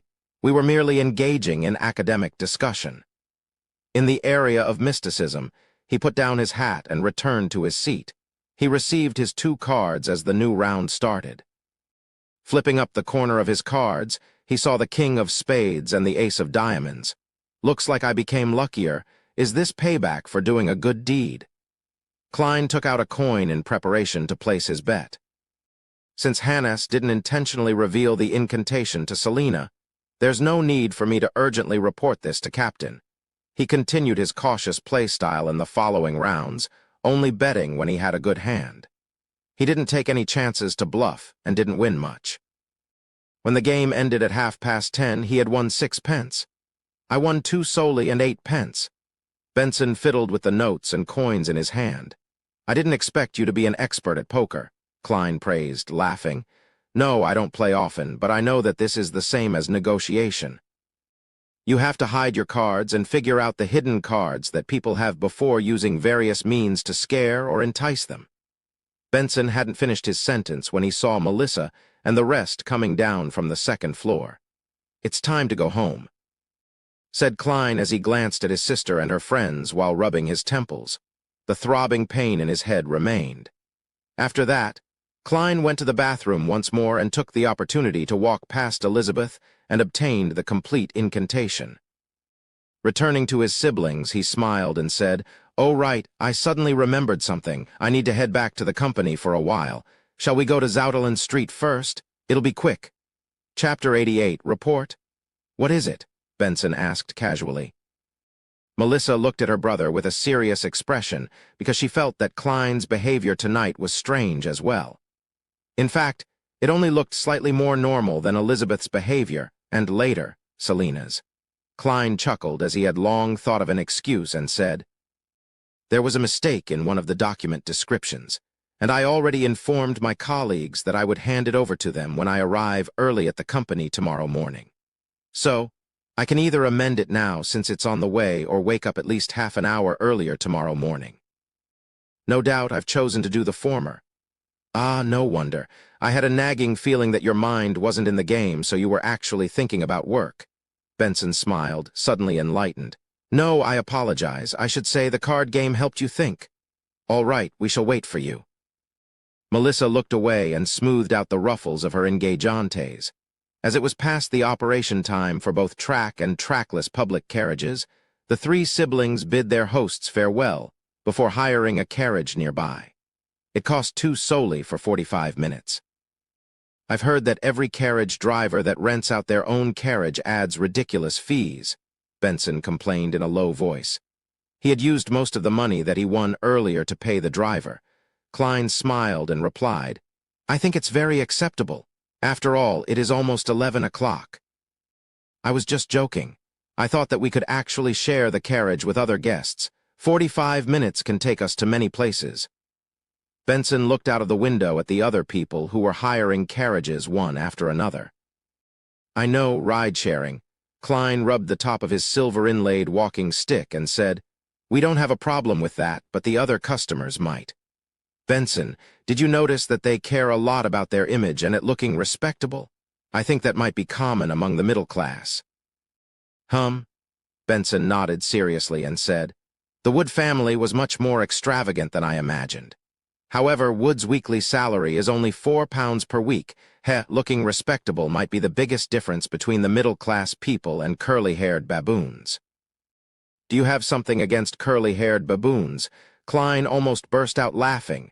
Melissa didn't join in on their discussion. She took a seat and sized up Klein from time to time.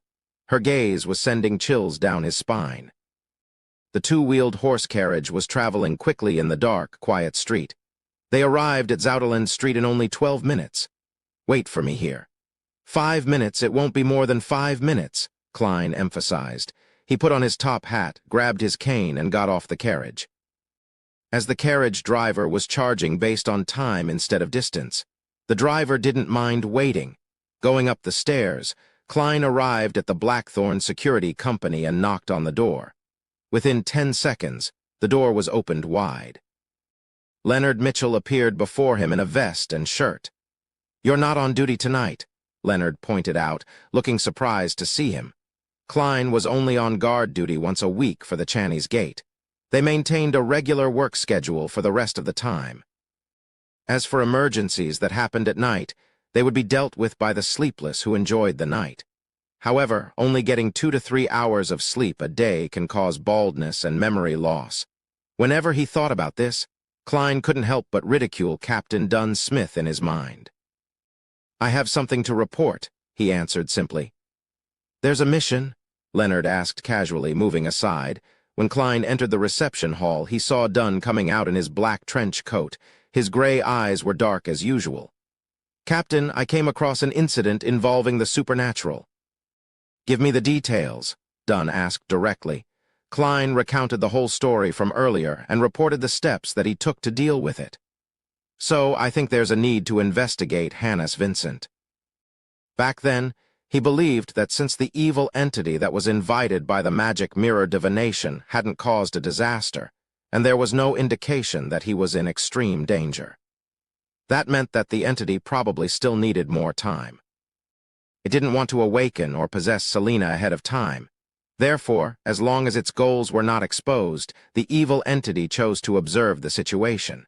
Under such circumstances, it wasn't hard for Elizabeth to trick Selena to head to the entrance of the bedroom. You've done well. You seized the opportunity before the evil spirit fully materialized to possess her body completely. Dunn lifted his head lightly and said, Let us take care of the follow-up investigations. You can return home to rest.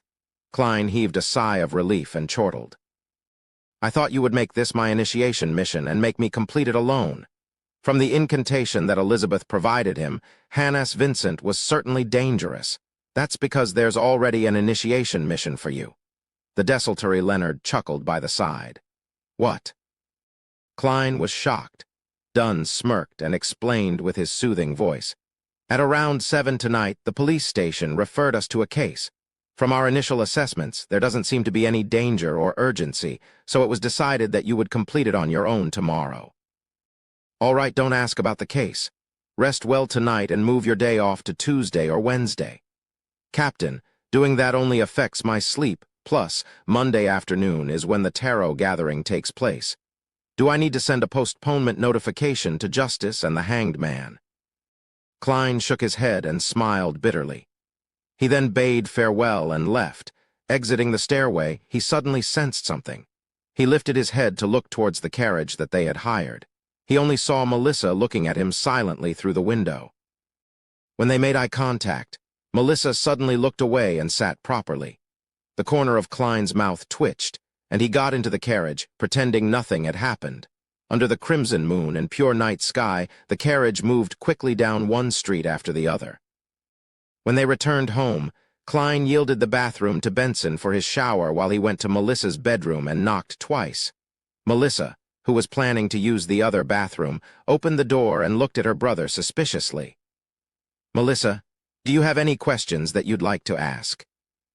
"I know you do," Klein asked straightforwardly. "Don't just observe me in silence." Melissa's lips trembled and creased her eyebrows as she spoke. "Klein, what did you do to Elizabeth? She seemed a bit off." And later on, Selina started acting very strange too. Klein had prepared his reply. "Do you know that Elizabeth and Selina are mysticism enthusiasts?" "Yeah, but I don't like it. I don't think there's anything that can't be explained in this world," Melissa answered seriously after being momentarily taken aback. "Anything that seems unexplainable is due to the fact that the knowledge we have grasped is insufficient." "Yeah, I think so too," Klein echoed her sentiments guiltily. "I once thought so too until I successfully courted death." He coughed lightly and continued. "Mysticism involves Hermes, the language used specifically for ancient worship ceremonies and prayers. Elizabeth knew that I am good at it. It is within a historian's domain after all. So she asked me about the pronunciation of corresponding words and their actual meanings." Melissa nodded lightly, signifying her acceptance of her brother's explanation. It went according to her understanding of both parties. As for why Elizabeth and Selina became weird later on, I have no idea about the actual reasons. Klein removed himself from the picture first. Then he said, "But I can make a guess." "You managed to guess it?" Melissa blurted out in shock. Klein lifted his hand and patted his lips. "I could guess from the contents of what Elizabeth asked. The few Hermes words were related to divination as well as the worshipping of evil entities."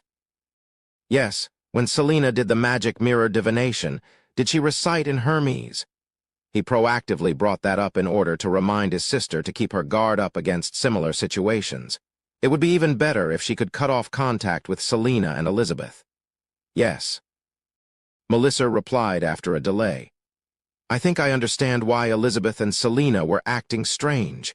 Then Klein asked deliberately, "As Selina's magic mirror divination involved a wicked, illegal belief, perhaps Elizabeth found an opportunity to criticize and correct Selina's mistake after she clarified with me the actual meaning of the Hermes that Selina had used." "I think so." Melissa didn't doubt this conclusion because she had made the same deduction herself. Klein let out a breath of relief upon seeing that he had successfully directed the flow of the conversation. "In the future, it's best if you advised Selina to put her beliefs in the orthodox." Then he tapped 4 spots on his chest just like a priest. "Yes, I will," Melissa replied, sounding determined. "And don't tell Elizabeth and Selina about our deduction or about the things that I've said. I actually promised Elizabeth not to tell you," Klein emphasized. "Okay." Melissa nodded lightly. On Monday morning at 8, in the Blackthorn Security Company, Klein took off his hat and greeted Roseanne and Brett. After exchanging a few words, he entered Captain Dunn Smith's office. He pushed the door open and looked around. He suddenly had a shock, because Dunn's face was pretty pale and his gray eyes looked clouded without their usual darkness. "What happened? Hannes Vincent?" Klein asked in concern and shock. Dunn rubbed his forehead, took a sip of coffee, and replied with a bitter smile, "Hannes Vincent is dead." "Who killed him ahead of time?" Klein sat before Dunn with his cane in hand. Dunn didn't answer immediately but sighed and said, "Leonard and I went to look for Hannes Vincent last night." As his usual behavior didn't show any unusual signs and there was nothing odd about his house, I decided to enter his dreams to look for clues. In his dream. His eyes showed fear as Dunn repeated himself twice. That was when he said, "In his dream, I saw a cross, a huge cross, one that blotted out the sky. On the huge cross, there was a naked man nailed to it with black nails. His arms and legs were pinned with his arms extended outwards. He was hung upside down, his head hung low like a chandelier. There was strips of blood stains on his body. Upon seeing such a scene, I lost consciousness. I left Hannes Vincent's dream, and when I woke up, Leonard told me that Hannes had died in his sleep. Huge cross, hung upside down, the man covered in blood stains. It's similar to some of the stories of the true creator that some of the hidden organizations believe in, but there are considerable differences too. Klein made a deduction in suspicion. The few hidden organizations that believed in the true creator had only appeared in the last 2 or 3 centuries, such as the Aurora Order and the Iron and Blood Cross Order. However, similar such depictions had never disappeared over the past 1,000+ years. Dunn rubbed his forehead again. We'll follow up on this. As for you, go ahead and complete your initiation mission first. Chapter 89, A Simple Mission. Klein nodded and said, "All right, but I still don't know what my mission is." "Nothing dangerous. I haven't seen any signs of danger at the very least," Dunn emphasized. "This is a case which was referred to us by Golden in Duss's police department. The famous philanthropist Sir Deweyville has been experiencing unusual harassment over the past month. Be it his bodyguards, the security guards he has employed, or the police, none of them have been able to find the culprit. Inspector Toll, who is in charge of this case, suspects that it involves Beyonder powers and thus handed the case over to us. I saw Sir Deweyville at the library the other day and noticed that he was feeling down and lethargic. So it was a result of being harassed." Klein knitted his brows and asked, "What kind of harassment is it?" "There hasn't been any physical harm inflicted yet, thus the harassment wouldn't be considered dangerous. Sir Deweyville hears moans and cries every night, no matter where he is, be it Tingen or not. This has affected his sleep quality negatively." Dunn flipped the notes in his hands. "He has seen a psychiatrist and has asked his butlers and servants to confirm that it was not an illusion. Having confirmed that it isn't a hallucination, thus, it is suspected that someone is harassing him." Closing the file, Dunn looked up at Klein. "Change into your probationary inspector uniform in the break room, then meet Inspector Toll, who is in charge of this case at the shooting club. He'll provide you with more details." "Probationary inspector uniform?" Klein asked instinctively. Dunn rubbed his forehead and smiled. "Half of our salary comes from the police department, and the title of probationary inspector doesn't merely belong in the records. When you met Leonard and I for the first time, we were also wearing uniforms. This is a perk held by fully official members." "Yes, the perks, as Emperor Roselle would call it. Unfortunately, I can't wear it as a casual outfit. Otherwise, I'd be able to have another spare outfit when my clothes are being washed." Klein picked up his cane and bade farewell before leaving the captain's office. He headed toward the break room and saw a black and white checkered uniform, complete with leather boots, placed on the table. The uniform's peak cap was embroidered with the logo of the police department, 2 crossed swords and a crown. Located on the shoulder was a black and white epaulette with a shimmering silver star. "This is a probationary inspector uniform." Klein glanced at the uniform and noticed a string of numbers under the silver stars. 06 to 254. He had some understanding of the police rank structure in the Lone Kingdom. He knew that those at the top were the minister and the chief secretary of the police force. Under them were the respective commissioners, deputy commissioners, assistant commissioners of the various police departments. Those in the middle were superintendents and inspectors, while those at the very bottom were the sergeants and constables. After closing the door, Klein took off his suit and hat before changing into the uniform. He hung his suit up and left the room. He made his way into the clerk's office and looked at himself using the full-body mirror that Razan brought to him. The young man in the mirror had black hair with gentle brown eyes. The uniform on his body accentuated him with a heroic spirit. Not bad. Klein praised himself narcissistically. He left his cane in the office and left the Blackthorn Security Company. Inside his pockets were a full set of equipment, ranging from weapons to his police badge. At the hall of the shooting club, Klein met Inspector Toll immediately since he was the only one in a police uniform. Of course, there's me too, Klein thought. There were 2 silver stars on the epaulets of Inspector Toll's uniform. His clothes were propped up by his stomach, and he had a thick blonde mustache. His frame was tall but not imposing. Perhaps it was imposing in the past. "Morty, Klein Morty." Inspector Toll noticed Klein and welcomed him with a smile.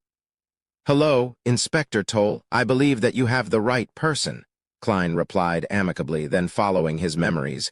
He raised his right arm, kept his fingers straight and tight before saluting. Toll chuckled. "I can tell that you'll be a young man who's easy to get along with. That's good. Shall we head to Sir Dewaville's place now?" Even though he was a higher rank than Klein, the tone in his query was obviously friendly. "No problem." Klein thought for a moment before he said, "You can fill me in on the details of the case on the carriage." "Sure." Toll stroked his thick blonde beard and guided Klein out of the shooting club. They boarded a carriage which was stopped on the other side of the road. There was the 2 crossed swords and a crown. Police emblem on the carriage, and it came with a personal carriage driver. "Sir Dewaville is a believer of the goddess, so we referred the case to you," Toll said quickly as he sat down. "I know. The fine knight is a common figure on the covers of newspapers and magazines." Klein flashed a friendly smile. Toll picked up the document docket beside him and removed the seal before taking out the materials inside. As he flipped through them, he explained, "Regardless, even if you are aware of it, I need to provide you with the detailed briefing. Sir Dewaville is one of the richest tycoons of Tinjin City. He built his career beginning with a lead and porcelain factory. It has now expanded to steel, coal, shipping, banking, and bonds. He is also a great philanthropist that has been praised by the king, having set up the Dewaville Charity Foundation, the Dewaville Trust, and the Dewaville Library. He was also knighted 5 years ago, if he were willing to run for mayor. I don't think anyone in Tinjin City could contest with him. But Backlund is his goal. He wants to become a member of parliament. We once suspected that the harassment might be related to this, but we have no clues to this date." Klein nodded slightly and said, "We can't rule out that possibility, but there's nothing to confirm that suspicion as of now." Toll didn't dwell on this point. He continued, "From the 6th of last month, Sir Dewaville has heard painful, skin-numbing moans every night when he sleeps, akin to a patient's fight for his life. He has checked the surrounding rooms multiple times, but he hasn't found anything unusual. His butler and servants have also confirmed that they heard such sounds, but it is simply softer for them. In the beginning, Sir Dewaville believed that this matter would pass quickly and didn't pay too much attention to it. But the moans became more and more frequent, to the point of occasionally happening during the day. There was even the addition of heart-wrenching cries. This has made Sir Dewaville lose sleep. Time and time again, he had no choice but to leave Tinjin to his villa in the villages. But it was to no avail. The moans and cries persisted. Similarly, the phenomenon persisted even in Backlund, just that it wasn't as serious. He employed security guards to check his surroundings, but they didn't find any clues. Our preliminary investigations also came up with nothing. Sir Dewaville, who has been tortured for more than a month, is on the brink of collapse. He visited psychiatrists time and time again, but was unable to have his problems resolved. He told us that if this problem was not solved within a month, he would leave Tinjin and head to Backlund. He believes that there would be people who can help him there. After listening to Toll's explanation, Klein quickly analyzed and came up with a few possibilities. He offended a Beyonder and is suffering from a curse.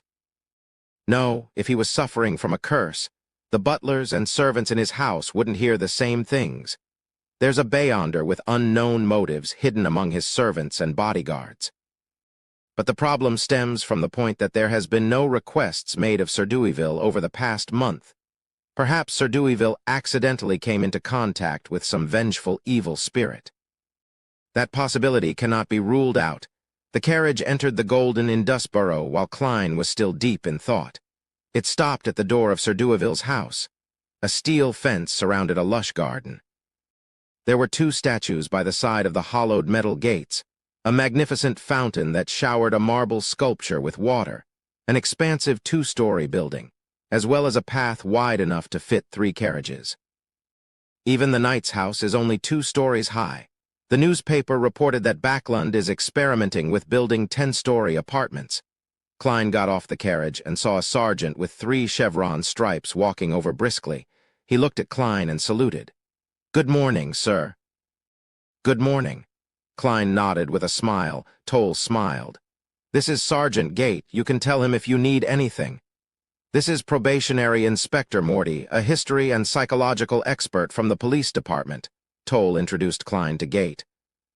"I don't deserve such a title." Klein felt a little embarrassed. After the greetings, Gate pointed to the 2-story building behind the fountain and said, "Sir Deweyville is waiting for us." "All right." Klein caressed the revolver at his waist. That was his best bet against an enemy.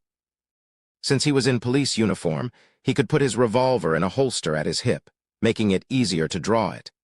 As they spoke, the trio made their way down the path, around the fountain, and arrived outside the door.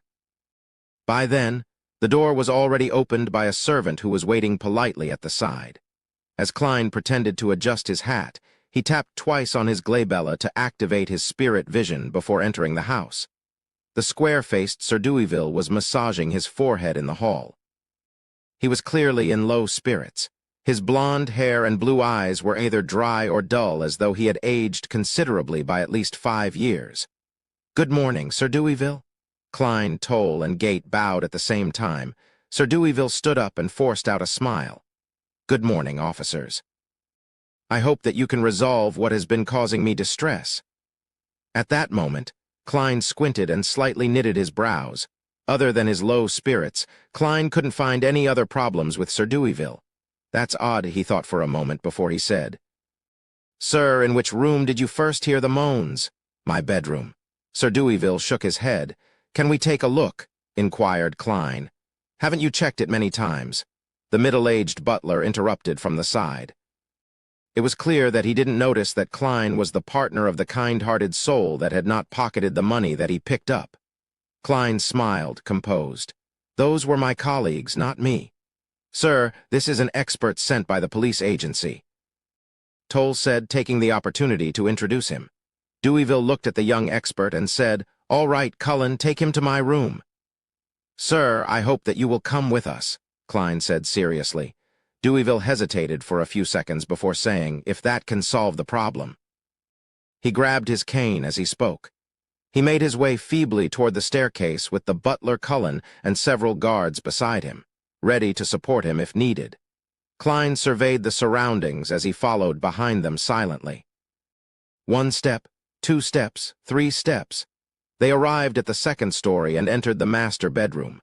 Klein didn't have the time to survey the surroundings when the hair on his body stood on their ends. This was feedback from his spiritual perception, Chapter 90, Findings by Sight. Sir Deweyville's bedroom was larger than the living room and dining room of Klein's house combined. It was partitioned into a place for a bed, a living space, a changing room, a bathroom, and a study desk and bookshelves. The furnishings were exquisite, and the details were extravagant. But to Klein, the light seemed dimmer and the temperature was several degrees colder than the outside. At the same time, he seemed to hear the sound of sobbing and moaning, as though one was putting up a last-ditch struggle. Klein was in a trance, and everything suddenly returned to normal. The sunlight shone brightly through the window and poured over the entire bedroom. The temperature was reasonable, neither too high nor low. The surrounding policemen, bodyguards, and butler were quiet. No one spoke. He looked sideways at the classic yet luxurious bed. He felt there were pairs of blurry eyes lingering in the shadow, like the moths that fearlessly stayed around gas lamps. Taking a few steps closer, Klein lost the earlier images from his spirit vision. Not a standard wraith or an evil spirit. What is it exactly? Klein frowned and recalled the mysticism knowledge that he had been learning all this time. From what he had seen, the mission would have been easy if it was passed to a corpse collector, gravedigger, or spirit medium. It was obviously not within his domain of expertise. Holding back his urge to use divination as an investigative approach, Klein looked around slowly to look for other traces to confirm the few guesses on his mind. "Inspector." Sir Deweyville hesitated and asked, "Did you discover anything?" If it were that easy, I believe my colleagues wouldn't have waited until now, Klein replied, glancing at the philanthropist subconsciously. Just as he planned to retract his gaze, he suddenly saw that there was a faint, white human figure reflected behind Sir Deweyville in the mirror behind him. No, there were many figures overlapping each other, resulting in a white, distorted figure. The figure flashed by, and Klein seemed to hear faint sobbing. Phew! He let out a breath to ease his nerves, having almost drawn his gun out of fright. Heightened spiritual perception with spirit vision will one day scare me senseless. Klein tried relaxing his tense nerves by joking around before redirecting his focus back onto Sir Deweyville. This time, he saw something different. Now that he was in the bedroom, Sir Deweyville had a faint and twisted figure shimmering around him. It even dimmed the lighting of that area. Every flash was accompanied by an illusionary cry and moan that could hardly be detected by an ordinary person. Hardly audible for an ordinary person under ordinary circumstances. Is it because it's daytime? Klein nodded as he thought. He had an initial judgment for this case. It was resentment that was haunting Sir Deweyville. It was the remnant spirituality that resulted from unresolved emotions before a human's death. If such feelings of resentment stayed in this world over a period of time, they would become a terrifying, wrathful spirit after becoming stronger. However, Sir Deweyville was a famous philanthropist. Even Benson, who was a picky person, was in awe of him. Why would he be bogged down with the resentment of the dead? Is he actually two-faced? Could it be the means of a Beyonder with nefarious intentions? Klein guessed the possibilities suspiciously. After some thought, he looked towards Deweyville and asked, "Honorable sir, I have a few questions." "Please ask." Deweyville sat down wearily.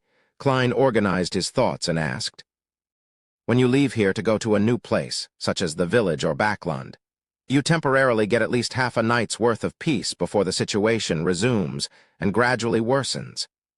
Even when you sleep during the daytime, are you able to hear moaning and sobbing sounds?" Deweyville's half-closed eyes suddenly widened as his deep blue eyes were suddenly beaming with hope. "Yes, did you find the root of the problem?" Only then did he realize that due to his extended period of insomnia and his poor mental state, he had completely forgotten to inform the police about such an important clue. Seeing that Klein's question had uncovered something useful, Inspector Toll relaxed. He knew that the Nighthawk had found a clue. Sergeant Gate was surprised and curious too. He couldn't help but look closely at the psychological expert, Klein. It coincided with the traits of gradual entanglement and the feature of accumulation. Having received the feedback, Klein had basically confirmed the cause. Then, he had two ways of helping Sir Deweyville to shake off the burden. One was to set up an altar directly around the man and remove the resentment of the dead, entirely using ritualistic magic. The second option was to use other mysticism measures to find the root of the problem and solve it from there. Taking into consideration the rule of preventing commoners from learning of Beyonder powers to the best of his abilities, Klein planned on first attempting the second method. Only if it failed would he pray to the goddess.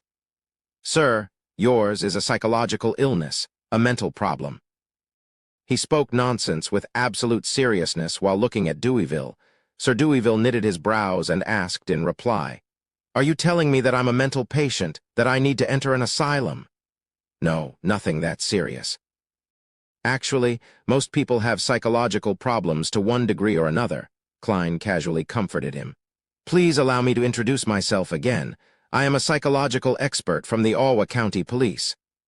Psychological expert.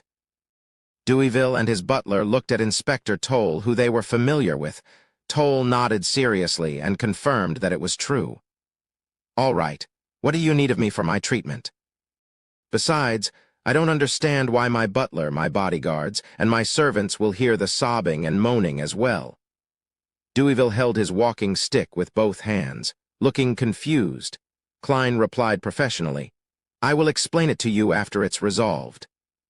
Please tell your butler, your servants, and your bodyguards to leave.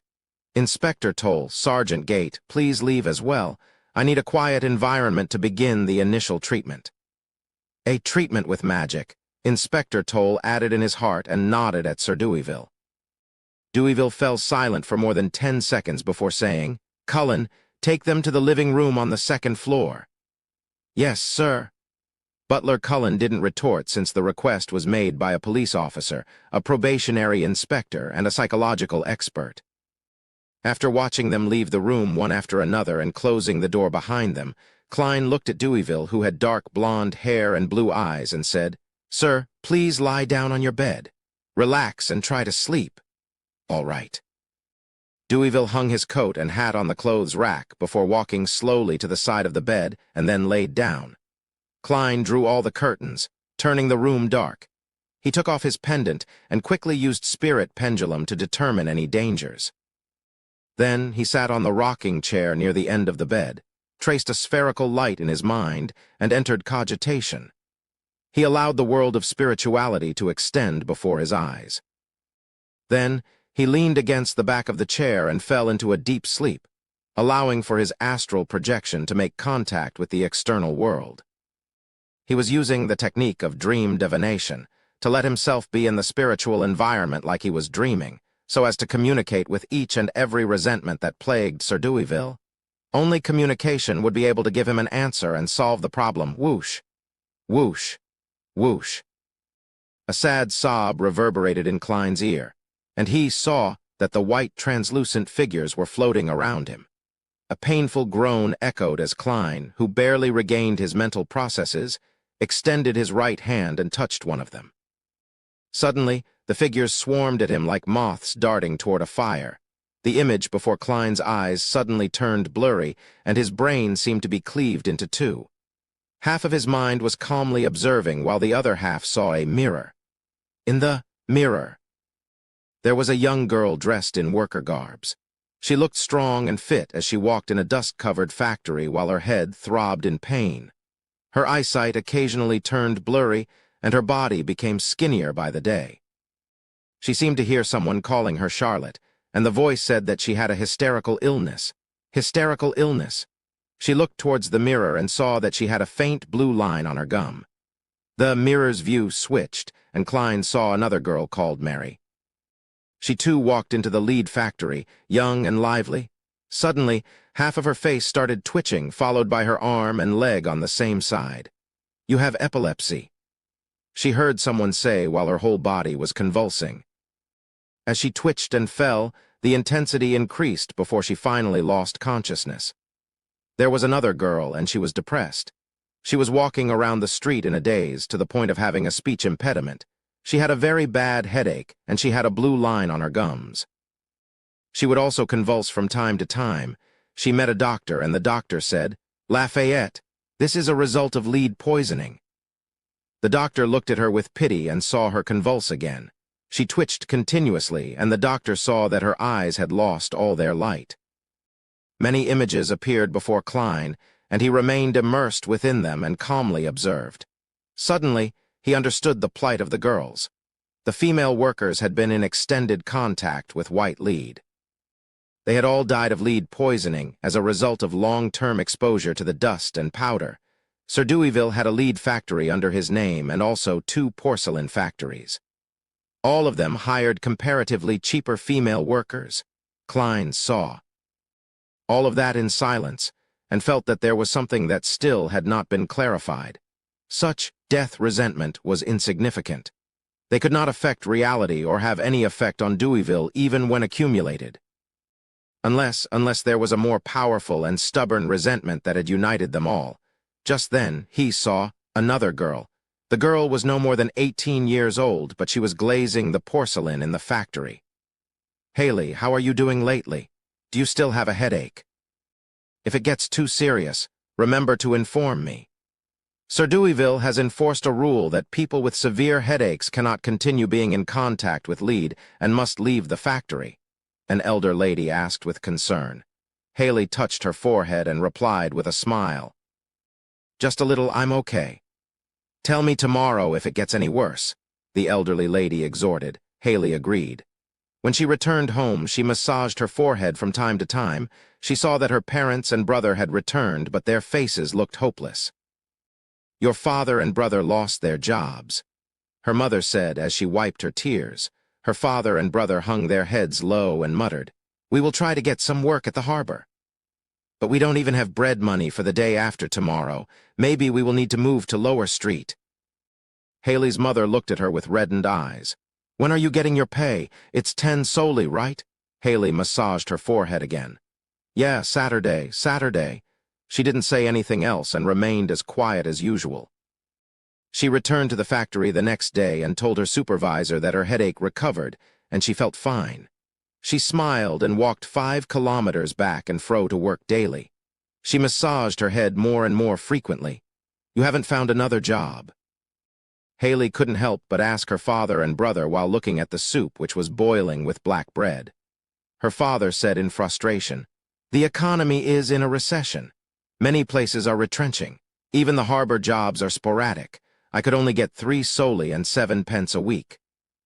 Haley sighed and fell into her usual silence. However, she hit her left hand that was twitching suddenly.